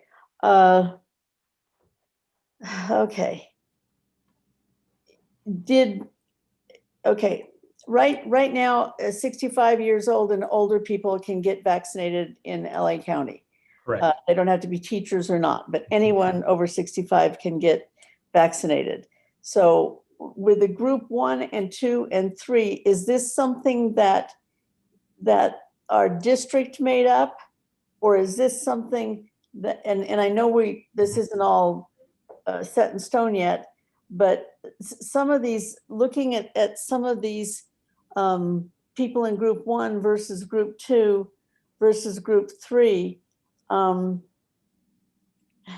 I know this, let me answer the question. So this is something that our district, along with our partners, elementary school partners, have come up with. And the important thing to remember is the educator 65 and over is the tier that we're in now.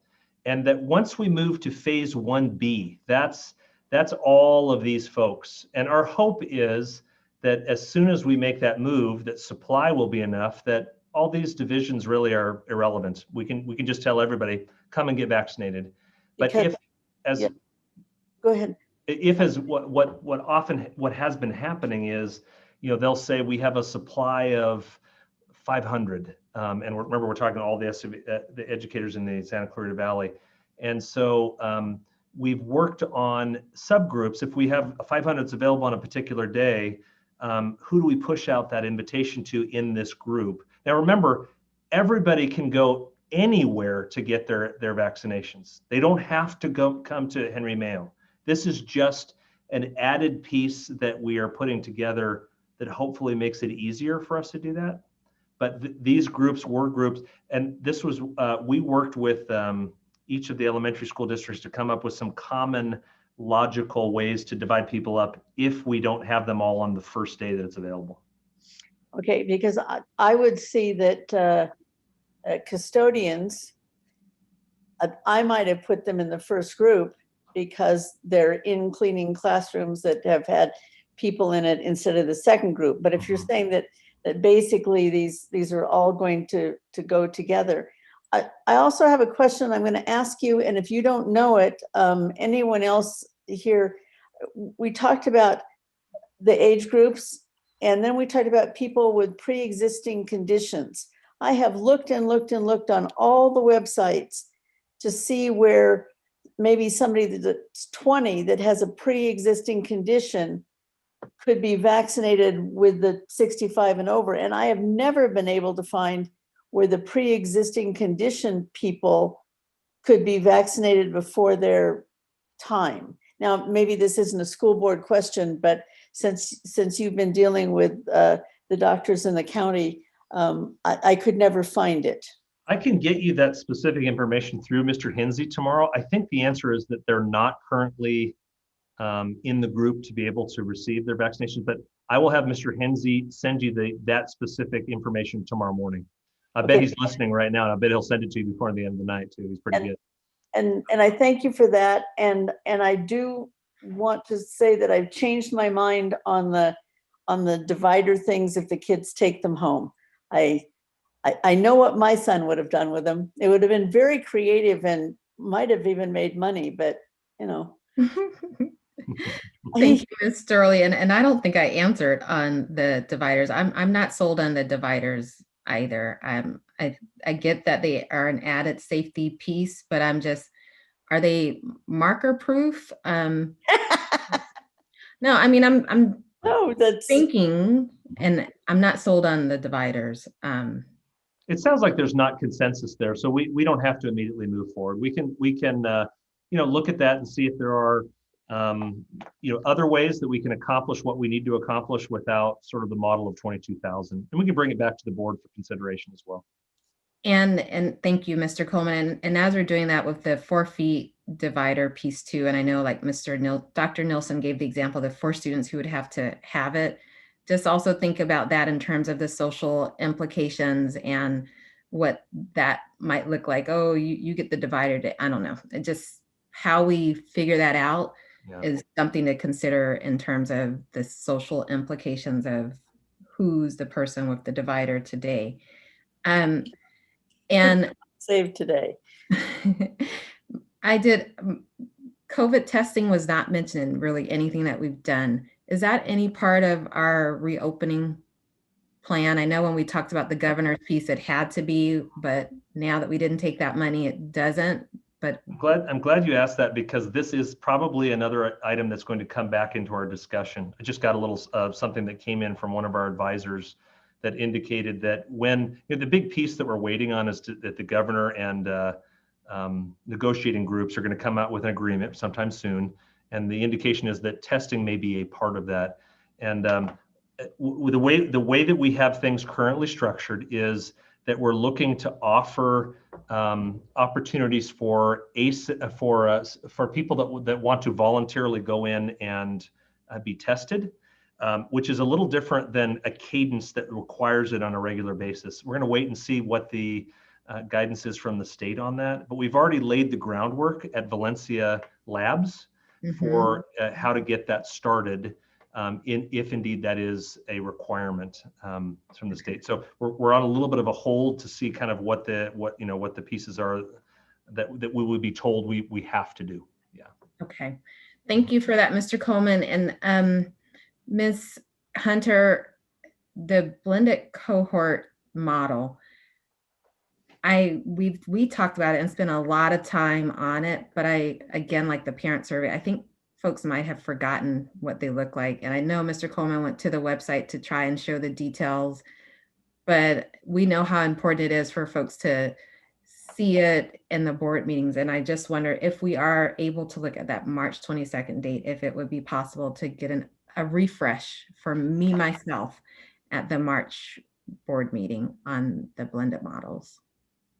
Yes, I would be happy to do a refresh on that.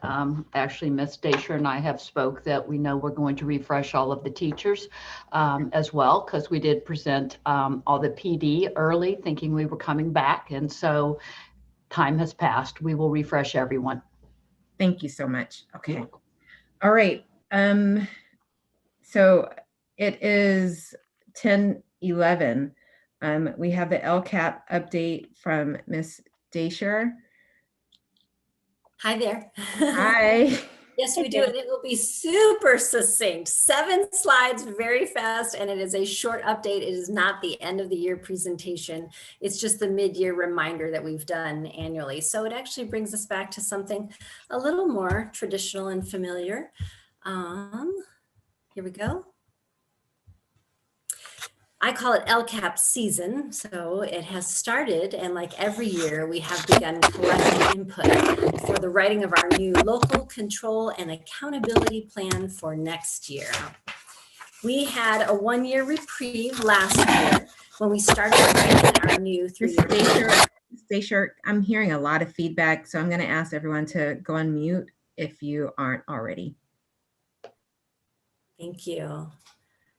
We had a 1-year reprieve last year when we started writing our new 3-year plan at the same time of year, but then we had to set that aside when the state granted a 1-year waiver due to the COVID-19 emergency stay-at-home orders. Instead, as you know, we were required to write and submit several other plans in place of the traditional LCAP.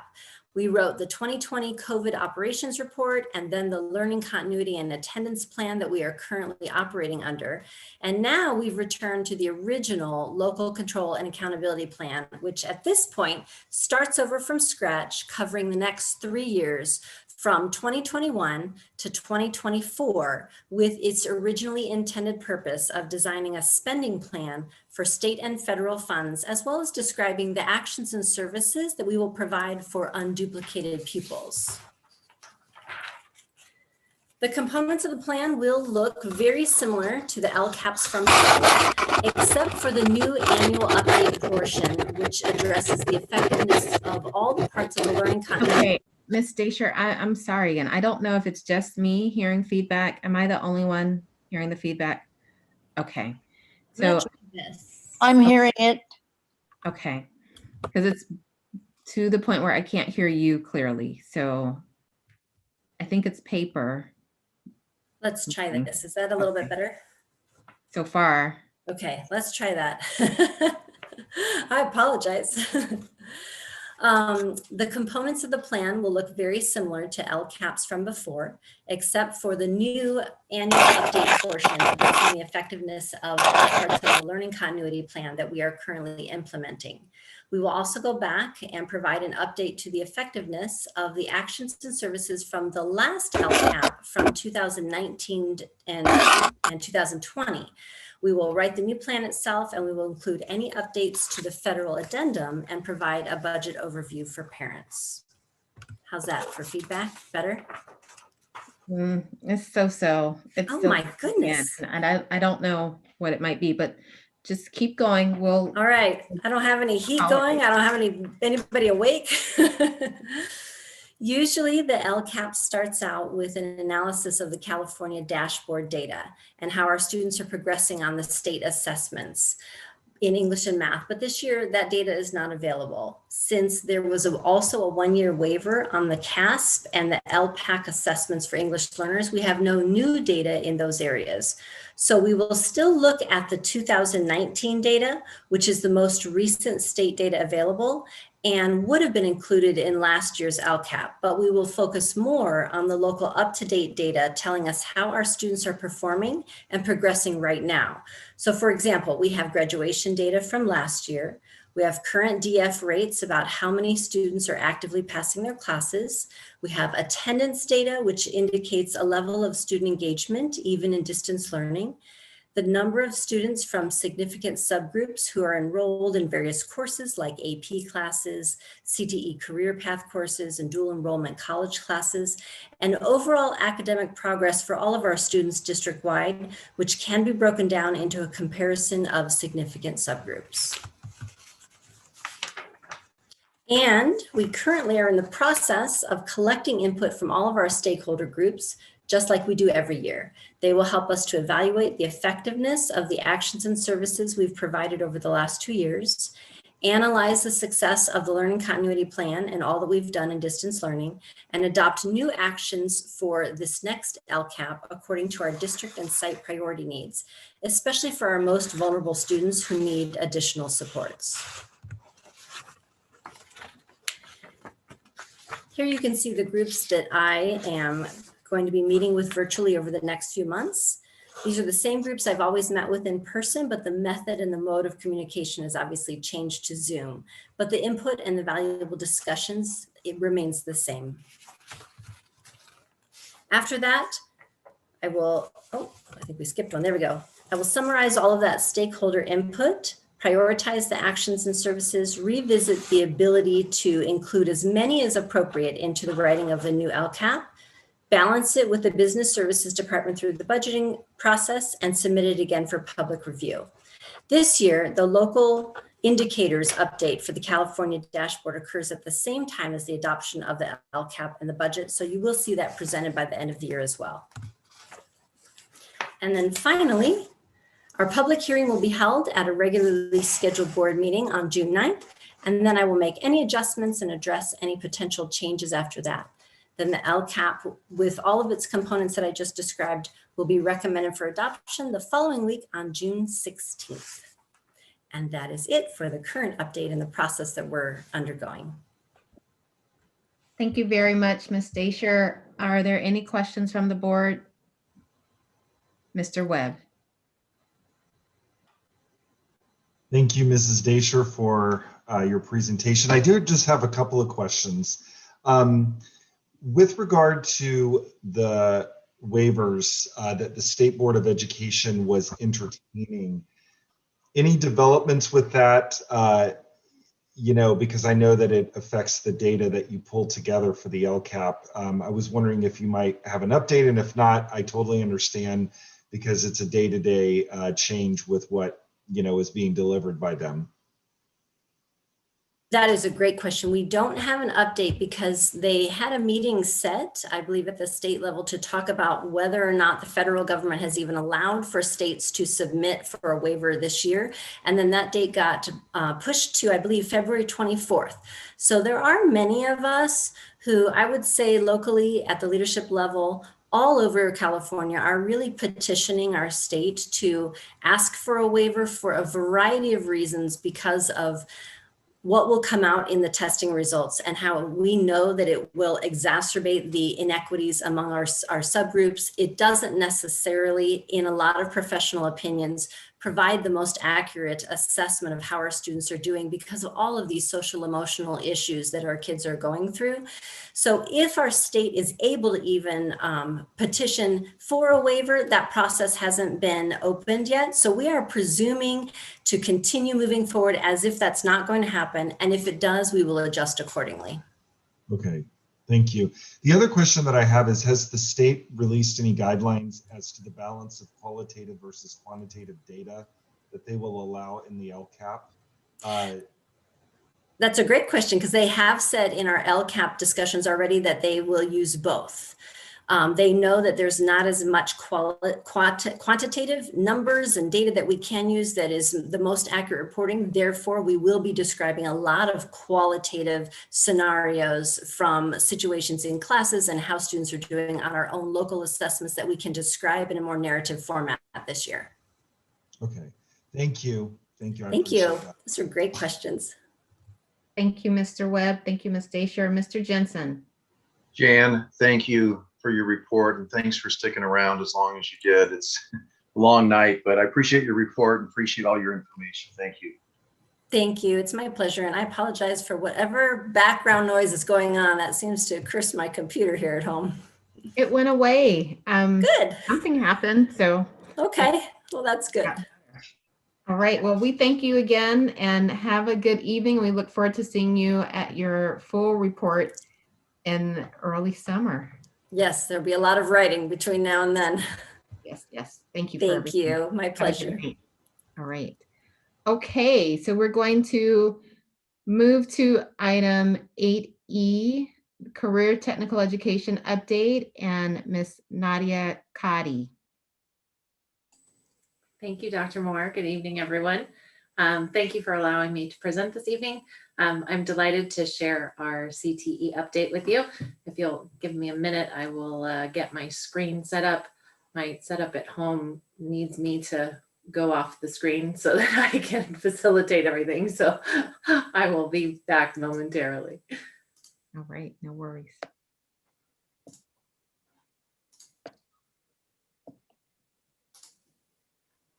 Can everybody see the screen? Yes.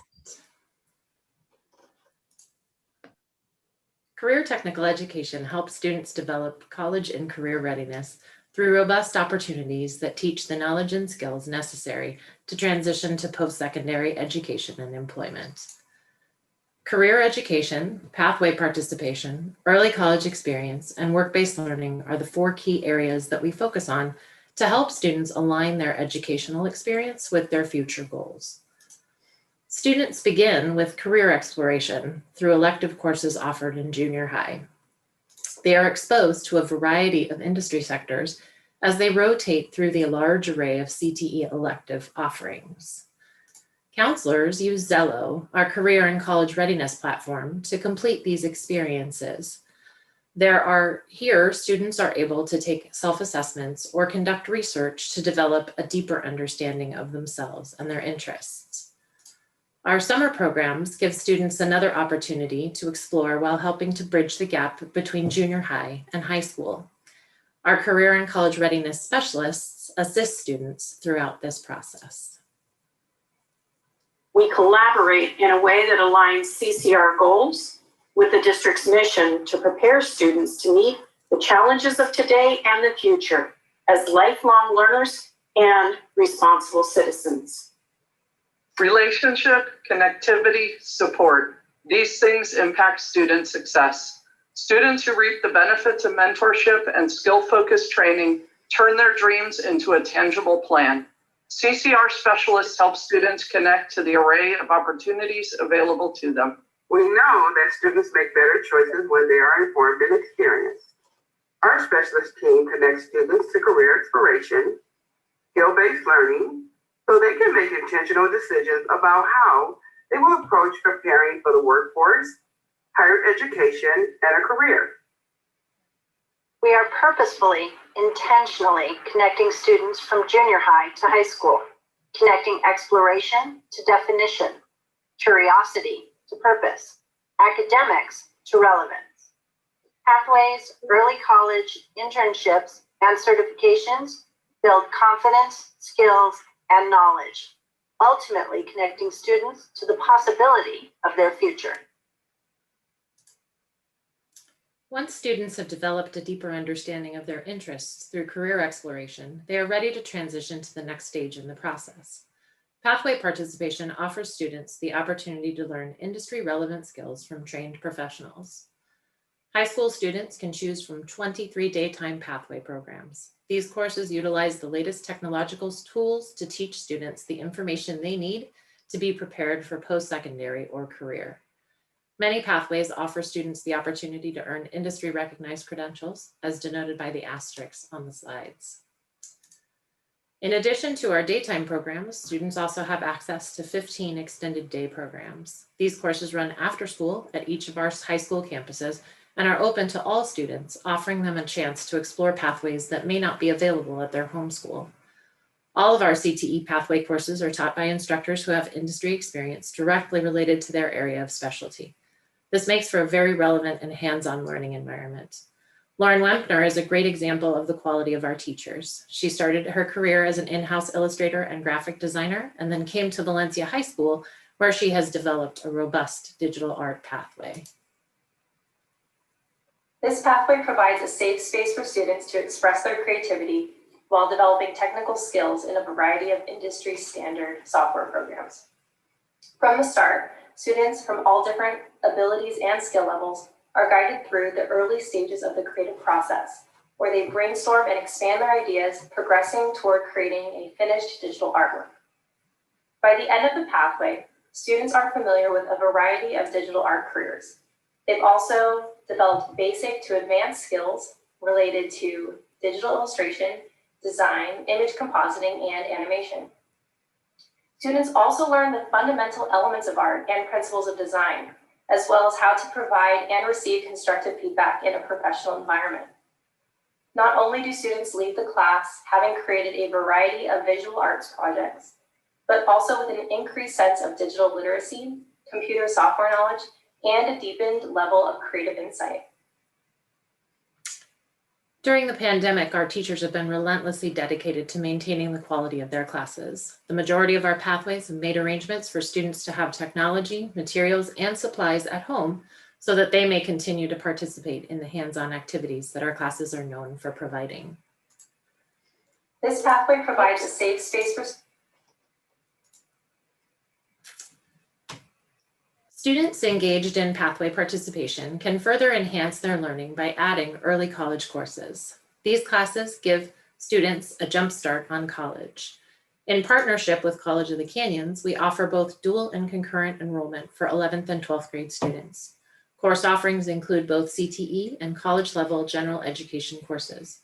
Counselors like Jabri Hodge and Cece Kazan connect students to these programs and ensure that they fit within each student's educational plan.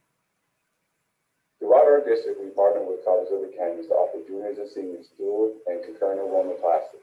Here at Castaic, our students can begin the dual enrollment classes as freshmen and sophomores through our ICANN Academy. The term dual enrollment means that the class is taught during the school day at the high school campus, and only our high school students are enrolled in the class.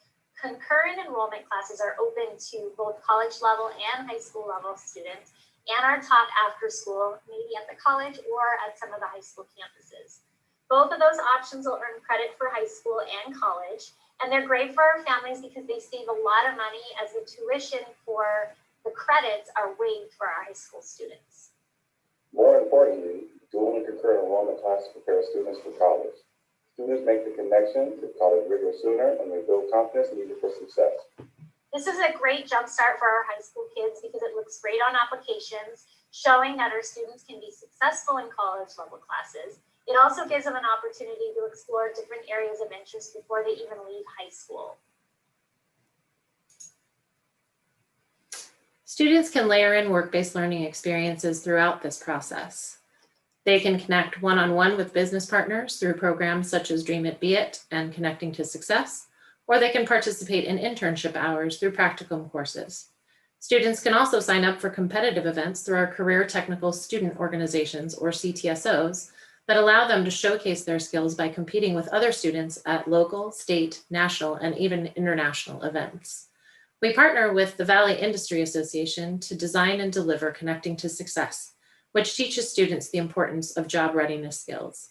Kathy Norris and Sue Twiddell have been instrumental in the life of this program and have helped us put together our first ever virtual event, which will be rolling out to schools later this month. Connecting to Success is a workforce readiness program that helps prepare students to enter the world of work by taking on a variety of skills. This is done through the partnership with business professionals from our valley, helping these students find their way into the world of work. Over the years, what I've seen, and I'm thinking of a couple of people in particular, is some of the students have come to me afterwards. We've sat down, we've gone through what they have learned, and they have brought back to me ideas for their future, for their businesses that they want to expand on, and they keep touching bases over the year. It ends up being a mentorship type of relationship, and this is what we want for all of the students.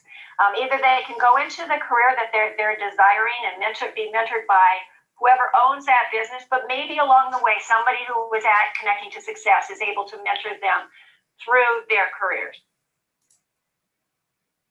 By combining these four elements, counselors, specialists, teachers, and business partners help students to discover their purpose. Studies show that students who are able to articulate a sense of purpose have lower levels of depression and anxiety and greater levels of happiness and hope. With this in mind, our CTE programs touch a wide variety of students, giving each the opportunity to customize a plan designed around his or her own unique skill set. Cindy is a Golden Valley High School student who found CCR early in her high school career. With the assistance of Holly Callalay, her CCR specialist, she was able to participate in our medical assisting pathway. She combined this with college coursework in health science and a summer internship in computer science. These experiences fueled a desire to become a doctor. She is currently waiting to hear back from several colleges and will be very excited to hear where her sense of purpose takes her. Hi, I'm Cindy, and at the beginning of my high school experience, I was a really confused freshman on what I specifically wanted to pursue, and all I knew is I had an interest within medicine, but I didn't know what to do with that interest, and luckily I was able to find flyers talking about COCR programs, and because of that, I was able to be fortunate enough to meet Ms. Callalay and get involved in the CCR pathway, in which I'm now studying medical assisting. And because of that pathway, I am able to now be able to pursue deeper into my passion within medicine, which is hopefully getting my MD and becoming a physician and a doctor. I will definitely be thanking my high school self and most definitely CCR and all these opportunities that have helped me engage and further my future and further the opportunities and the doors that future Cindy will be opening soon. Thank you. The future of CTE is bright. We have several plans that are in the works for the coming years. We will be collaborating with our counseling leads and CTE teachers to develop a skills-based portfolio within Zello. We will be adding pathways in welding, manufacturing, construction, and mental and behavioral health. And we will be participating in a regional project to map our pathways to College of the Canyons so that we can increase our CTE-related dual enrollment courses. We will also be starting a business partner program called Adopt a Pathway that will connect business partners at the classroom level, providing direct support to students and staff. We would like to invite you to visit us to see all of the wonderful opportunities that our students are engaged in. We appreciate your support in making these opportunities possible, and thank you for your time. Thank you very much, Ms. Cotty. That was a great report. I loved seeing the videos. Any board member comments or questions? Mr. Jensen. Yes, I'm really excited about the mental and behavioral health pathway because that would relate to becoming a therapist or a counselor and there's a big need in society for that. There'll be even a greater need for it. So if we can get kids interested in it at the high school level and the importance of it and the value behind it, then they can go off with a great step forward, because there's a huge need for that in our society. So I'm really excited that that's something we're pursuing. Thank you. Absolutely. I'm excited to see how it goes as well. Ms. Sterling? Just absolutely a great presentation. I know most of these things would do better, and I'm picturing some of these being done at home. I'm sure they're better if they were in person, but the planning of next year or next semester, you've obviously put it into this program. I can't imagine having welding online at home, but you know, maybe I get some plexiglass and I could, never mind. No, it has definitely been a challenge, but I have to commend our teachers. They have come up with the most creative ways in which to engage students. One of our construction teachers cut out hundreds of pieces of wood, which he sent home, and students were able to make a little house and do designs. And we had positive feedback from parents saying, you know, what an incredible thing to send home. Our culinary pathway has done the same, where they've sent home the items for students to cook. And we've just had an outpouring of energy from our faculty just to make all of this happen. So I'm truly grateful for their efforts. Thank you so much. Mr. Messina? I got excited. I'm sorry. Seriously, how is the district offering these classes? Are any of the kids on campus for CTE, or is it mostly the distance learning where what you just talked about? Some of the teachers getting really creative.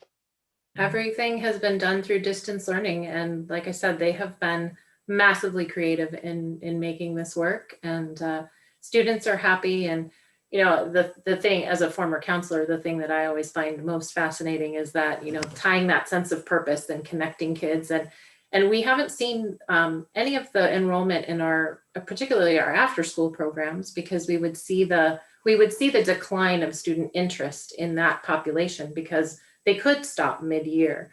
But ironically, we have not seen that drop off. The students have maintained enrollment, they enjoy our classes, and they're really having a good time. I'd love to know what some of your most popular classes are at some point. I figure you don't have it in front of you right now, but I'd love to know which ones, you know, generate the most amount of interest. You talked about some really exciting CTE plans for the future. Can you give me one or two? Just let me know. Absolutely. Well, Castaic has been a huge focus of ours. We will be starting the welding pathway in the fall. And then subsequent to that, we will be growing into manufacturing and then construction. So that is all planned for Castaic. Mental and behavioral health, we are kicking off at Valencia High School. So that is very exciting. That's under Mara Desso's direction and also tied in with the Medical Science Academy. So that's going to be a wonderful place for that pathway to grow and then hopefully to expand to other schools. The Zello project I'm really excited about because students will have the opportunity to showcase the things that they do in their CTE classes in their portfolio. And then Zello, the platform, actually allows them to send a link to a business partner or to, you know, if they're interviewing for a job, they have a link internally in Zello that they can share that portfolio with an employer. Wow, very good. You know, you mentioned construction. I'm sure, I know we have construction management, you know, with all the homes. I mean, we're talking about you know, tens of thousands of homes going up on the 126 and a few other places. Are we moving towards, and I know it's been a challenging year, but are we moving towards, you know, electrical, plumbing, carpentry, mechanical type of internships, working with some of those developers, subcontractors, or what have you? Absolutely. There's been a huge focus on work-based learning and within the umbrella of work-based learning, apprenticeships. And so we've been in a lot of contact with College of the Canyons that's been working on that apprenticeship piece. And then there's also a pre-apprenticeship piece that we can become more involved in. Work-based learning will be captured in the dashboard as of 2022. And so we'll see some more information coming our way about how we can integrate those things into our programs, and then how those are going to, how all of that data will be captured for us. So all of that's in the works. We're just a little ways away for how all of it's going to look on our end. Okay, great. Thank you very much. Sure. All right, Mr. Webb. Thank you. Ms. Cotty, thank you for a wonderful presentation, very comprehensive. And it's always great to see former colleagues with whom I worked in the Hart District. One of the areas that I think we need to concentrate on, and I would just, put it maybe as a goal and something to think about, is, our education pipeline. We are facing a teaching crisis in California, probably even across the United States. And I think we have some great resources in our school district and through our CTE program to create a pipeline for our students to pursue careers in education. And something that's really exciting that has been a focus of the governor is early childhood education. And there are some really great programs that are going to be coming down from the community colleges, expanding access to the permits for early childhood education. I would just really like us to continue to build on that momentum. Folks are retiring, that we have a steady stream to really strengthen and build up our workplace and start with our students. Absolutely. Yeah, no, I couldn't agree more. We've been throwing around the idea of combining leadership and education into one pathway, because so many of our students are looking for that ability to showcase some leadership skills. And I think that education is the perfect place for them to learn how to do that, because managing a room full of people and learning how to talk to people and actually instruct is such an interesting craft from the leadership aspect.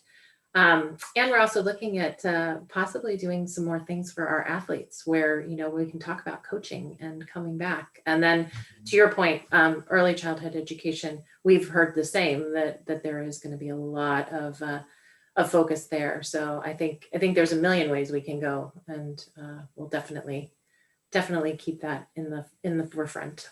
Great, thank you. Thank you. Thank you very much, Ms. Cotty. And as a former CCRS teacher who taught in the education pathway, I would absolutely support what Mr. Webb was saying, and the good work that you continue to do. We will move on to our last informational item, which is revised and deleted board policies and administrative regulations. It's the first reading, and I want to advise and just remind the board that we do have a bylaws committee, and bylaws and policy committee, is that the name of it, Mr. Coleman, that reviews this in advance, so that it's coming to us and it's been reviewed already by that committee should make sure that this is a pretty smooth process for us to look at these items that Ms. Hunter will share quickly with us.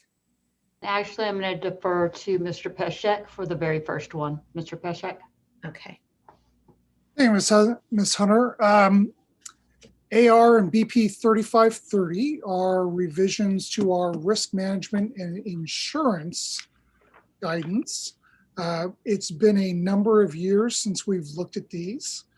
Sonia Pishavar, our risk manager for the district, and I, as the district's liaison to our insurance carrier group and indemnity JPAs, have reviewed these.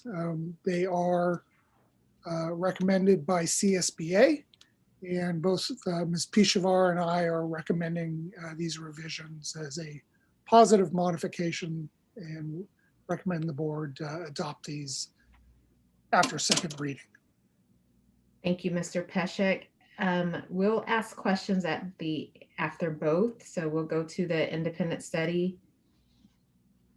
Ms. Hunter. Yes, thank you very much. AR 6158.1 relates directly to Learning Post, which, as everyone on the board knows, is no more. We now have Learning Post Academy. And so that board policy, actually, or that AR is no longer relevant and needs to be deleted. Because we were deleting that, we went through and looked again at AR and BP for independent study, which is the 6158. They were last revised February 8th of 1995. And so the changes that are recommended are to make them consistent with what CSBA has published. And so this is the first reading, and the recommendation is, unless there are changes that you'd like to see made, that we move forward with putting it on the agenda for second reading next time. Thank you, Ms. Hunter. And again, just clarifying that these have also been looked at by a subcommittee before coming to us to look at a first reading. If there are questions or concerns or changes that you have, this is the time to share those, and they will come back to us at the next board meeting or at a future board meeting, maybe not exactly the next one, but at a future board meeting as a second reading. Are there any questions from the board on the administrative regulations and board policies presented this evening? Okay, thank you, Ms. Hunter and Mr. Peshek, and we look forward to seeing these again. And thank you for keeping us up to date and making the changes as things continue to change. All right, so that is all for our information items. We have 2 action items. The first is the governing board meeting schedule for the 21-22 school year.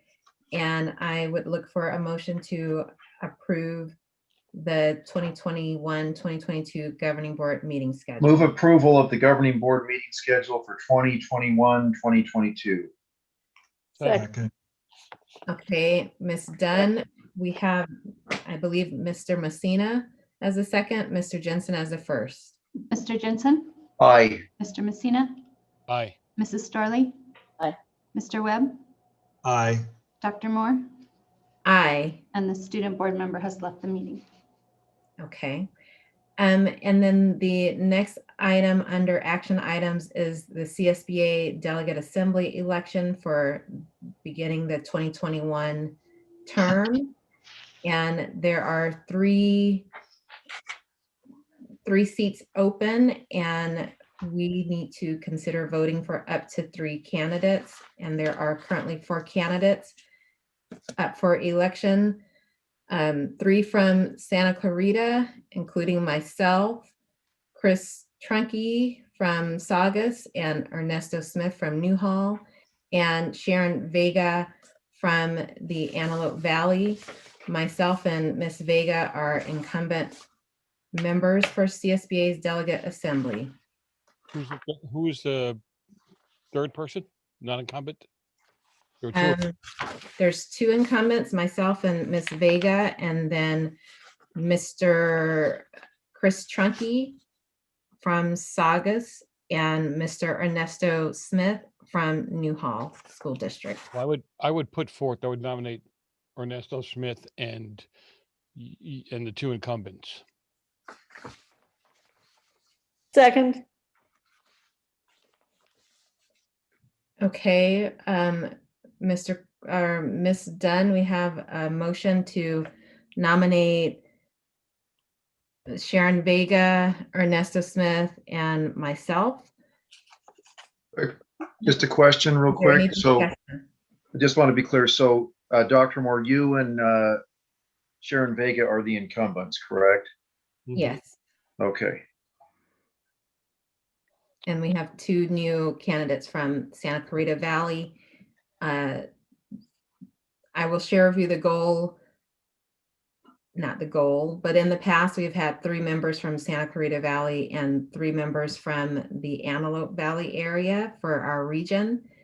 And currently, I am the only remaining candidate from the Santa Clarita Valley. This is the opportunity to vote for up to 3 candidates. So we have a motion on the floor. Is there any further discussion? I'd say if nobody really knows these people well, I mean, we should just call the vote. Okay. Ms. Dunn? Mr. Jensen, Aye. Mr. Messina, Aye. Mrs. Starley, Aye. Mr. Webb, Aye. Dr. Moore. I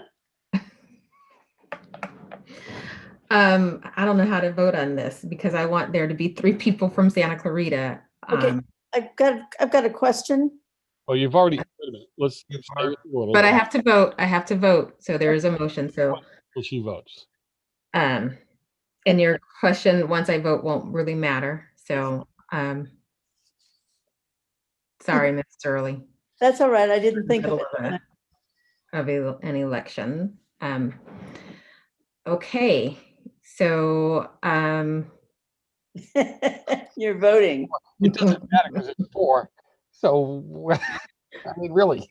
So it doesn't matter. I'm going to not vote because I'm involved in it. So I'm not going to vote because it's myself. So I'm going to abstain.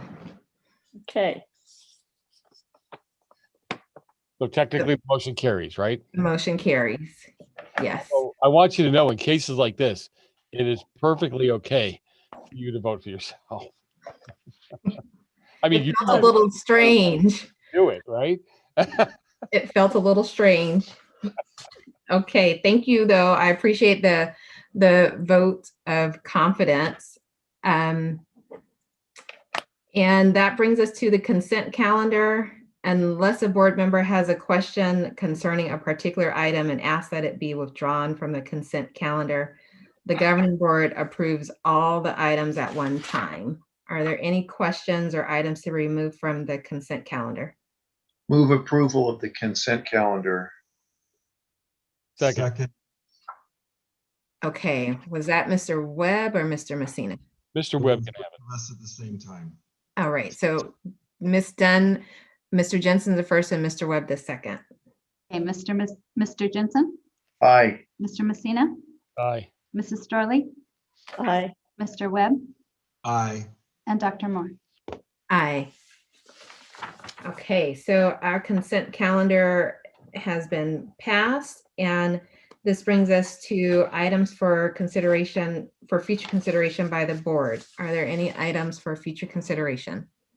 I just want to clarify that what I had asked for earlier, the resolution to, and I think Bob wanted to put them together. I don't know if they need to be 2 separate ones or what, but about writing letters and a resolution to the county, to the state on getting these schools open for us. So, Well, I wanted vaccinations included in that, whether it's separate or together. But we have to get opened up. We've got to get the teachers vaccinated. It's just really frustrating, the lack of commitment that I think the state has shown, and the county for that matter. I'll just be frank and open. Mm-hmm, mm-hmm. So Mr. Coleman needs clarity and direction from us on if we're going to do them together or separate, and if there's I would do them separate is my recommendation. So too. I think one comes before the other. I think Bob's right too, that they should be separate because they're separate issues. And I think my concern is I would like it, if the board's okay with it, for Mike to reach out to the other superintendents, because it would be very good. Again, the more of us are on board with it, the more power and weight it carries.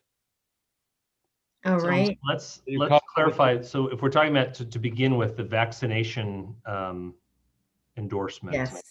So I think what you're saying is that you would like for us to put together something that for the board to universally endorse, that would advocate for a change in the prioritization to immediately identify teachers as for the ability to access vaccines. Yep. Yes, and I don't. Go ahead, Ms. Sterling. I think it should be teachers and school staff. I mean, Yes. I meant everybody. Yeah. And then the second one would be to again use all of the superintendents to not petition, but to push forward that we open schools as soon as possible. Folks, I just have to say, I think we'd be cautious about obligating other school board superintendents that have 5 separate board members. I understand your point, Mr. Messina, but you know, I don't want to create an expectation for us. You know, I think that we should be respectful that there are different boards and different board superintendents. You know, I'm not suggesting that they don't agree, but simply ask them. You know, they don't have to come on with ours, but you could ask them if they would consider a similar resolution, if you would. Whether they do it or not, it's a whole different animal. So just for clarity, so that we don't belabor this, I think part of it is they're already opening. They're opening next week. So they'll guarantee maybe the question is that they support our resolution. there you go. I think that, may I suggest that we start with a resolution about vaccinations? Absolutely. And then return at we will have the opportunity then at a future of where I could bring maybe the possibility of something for the board to consider on the reopening piece. But I think the immediate piece is the vaccinations. If you wait, that is the, go ahead, Mr. Messina. Do the vaccination first, and then we come back and wait. We're 6 weeks plus out before we get a resolution out for the county. I think that's too long. I think we can chew bubble gum and walk at the same time. Maybe we can. Does someone want to write the resolution, and then I can present it to the board. I'll do a rough draft of resolution. I'm more than happy to. So just so that we're all on the same page, Mr. Messina is writing one about opening schools, which is separate than the vaccination one. And Mr. Coleman, if you could still work on the vaccination one. My concern is our next board meeting is March the 3rd. So writing a resolution that we won't adopt until March the 3rd will be likely after when we've started our vaccinations. And so it will be almost a moot point at that juncture. So could we instead just have a letter that is pinned that we could all sign our names to? And it would not have to be a resolution. We could get that out by Friday. And I'm sorry, don't freak. The point is to do something as soon as we can. And look, unfortunately, this is probably all a moot point. I mean, but we got to do something. We have to be. We can't give up. We have to have a positive attitude. We got to keep trying. We have to do everything we can. Okay, Mr. Webb. I'm sorry. It's late. I know. I think to put this on our superintendent and his staff at this time with so many things going on is not productive. I think that if we are going to do this, we need to provide support and we need to ensure that the voice that we want heard is heard. But I am not comfortable with so many things that the staff has to do to add this to their plate. So I really would like us to collaboratively think about this together. Because it's a lot to ask. I'm just, as an educator and knowing what goes into where we are, we need to be understanding, and we also need to be supportive in that arena. I guess my thought is this. I think we have to do something. We have to make a stand. I agree with you, and if it's a letter just signed by everybody, so be it. And I don't think that's going to take a lot of time, but we have to do something. We have to show the public that we're. I understand that, but then maybe it should be from our board president. Well, thank you. Here's a resolution. Let me suggest something. I will have a letter on the vaccination piece. I will have it ready to go out by this Friday. I would like to remind the board that the real work that's being done right now is to put together the vaccination clinic, which is a substantial undertaking. And actually, it's not something that's happening in a lot of different communities. So if we're looking at an action that will actually expedite this process for our educators in the Valley, that's in the works. We're actually literally doing the work right now, putting together that so that as soon as the time comes. But nevertheless, we will put the letter because we're all in agreement. Is if there's anything that we can do to make a public statement to let people know that we are in favor of accelerating that, that's not a problem. We can do that letter. I would like for some more guidance from the board on the school reopening piece. That is something that I do think that everyone should have a say in, and I'm not suggesting we delay that, but that's something that I feel a little less confident writing something up on behalf of the board. I think that's something that the board probably needs to see, endorse, and take action on. Well, when resolutions have been brought up in the past, the only reason it was thrown out that way was, as you know, Mr. Coleman, we're always told that the staff would do it, right? The staff would take it on and just do it. So it wasn't me just putting it on them. I'd be more than happy to quickly run out a rough one, send it to you. You can send it out to the board members and clean up the English and put the right commas in and that kind of stuff. Sure. If that's So, okay. I think we're good on a letter on the vaccines. We recognize the work that we're doing that will start in 10 days with Henry Mayo, or 11 days. That is great. I think the piece that we are appreciative of the letter that you'll draft will do is if there's any possibility that the date of February 22nd could become the start date. That's the only, I think, goal of this letter earlier is to try and get it as early as possible, because that March 22nd date is a good date to open. And I know that we will hear feedback that until the 14 days of inoculation, it's not going to feel like a good date to everybody. So the more time we can give folks to get the vaccine earlier and be ready for March 22nd, the better. I mean, Mike, do you want me to write something? Are you too busy? I can get that done by Friday. James, you raise a good point, and I'm not trying to argue with you. I just feel very strongly about this whole vaccination thing, and we're doing a great job. We're doing everything we possibly can, but with everything we're doing, but we just have to put the pressure on. We have to show the public that we're pushing this. I mean, I'll write it if you want me to. It's really not an issue to write it, folks. I appreciate everyone's comments, but I will have that available and pushed out to everybody by Friday, and we'll get the word out. Thank you, Mr. Coleman. So we're good on that. And then Mr. Messina is going to draft a resolution on school reopening, and I'm sure that won't take any time to get to us to look at, but a resolution will have to be presented at the board meeting, whereas the letter can go out earlier. And I'm happy for it to go out under my name or under the board as a whole. I know Debbie has my signature available too. So however we need to send it. So with that, are there any other items for future consideration by the board? I have something. I don't know if this is exactly the time to say it, but I would like to close this meeting when we close it in honor of Deputy Romo. Then I was going to do that in the adjournment in memory of Deputy Romo and Dr. Baker. Yes. All right. So with that, closing in memory of Detective Romo and Dr. Baker, I need a motion to adjourn. So moved. Second. Okay. Ms. Dunn. Mr. Jensen, Aye. Mr. Messina, Aye. Mrs. Storley, Yes. Mr. Webb, Aye. and Dr. Moore. Hi. Have a good night. 11:02.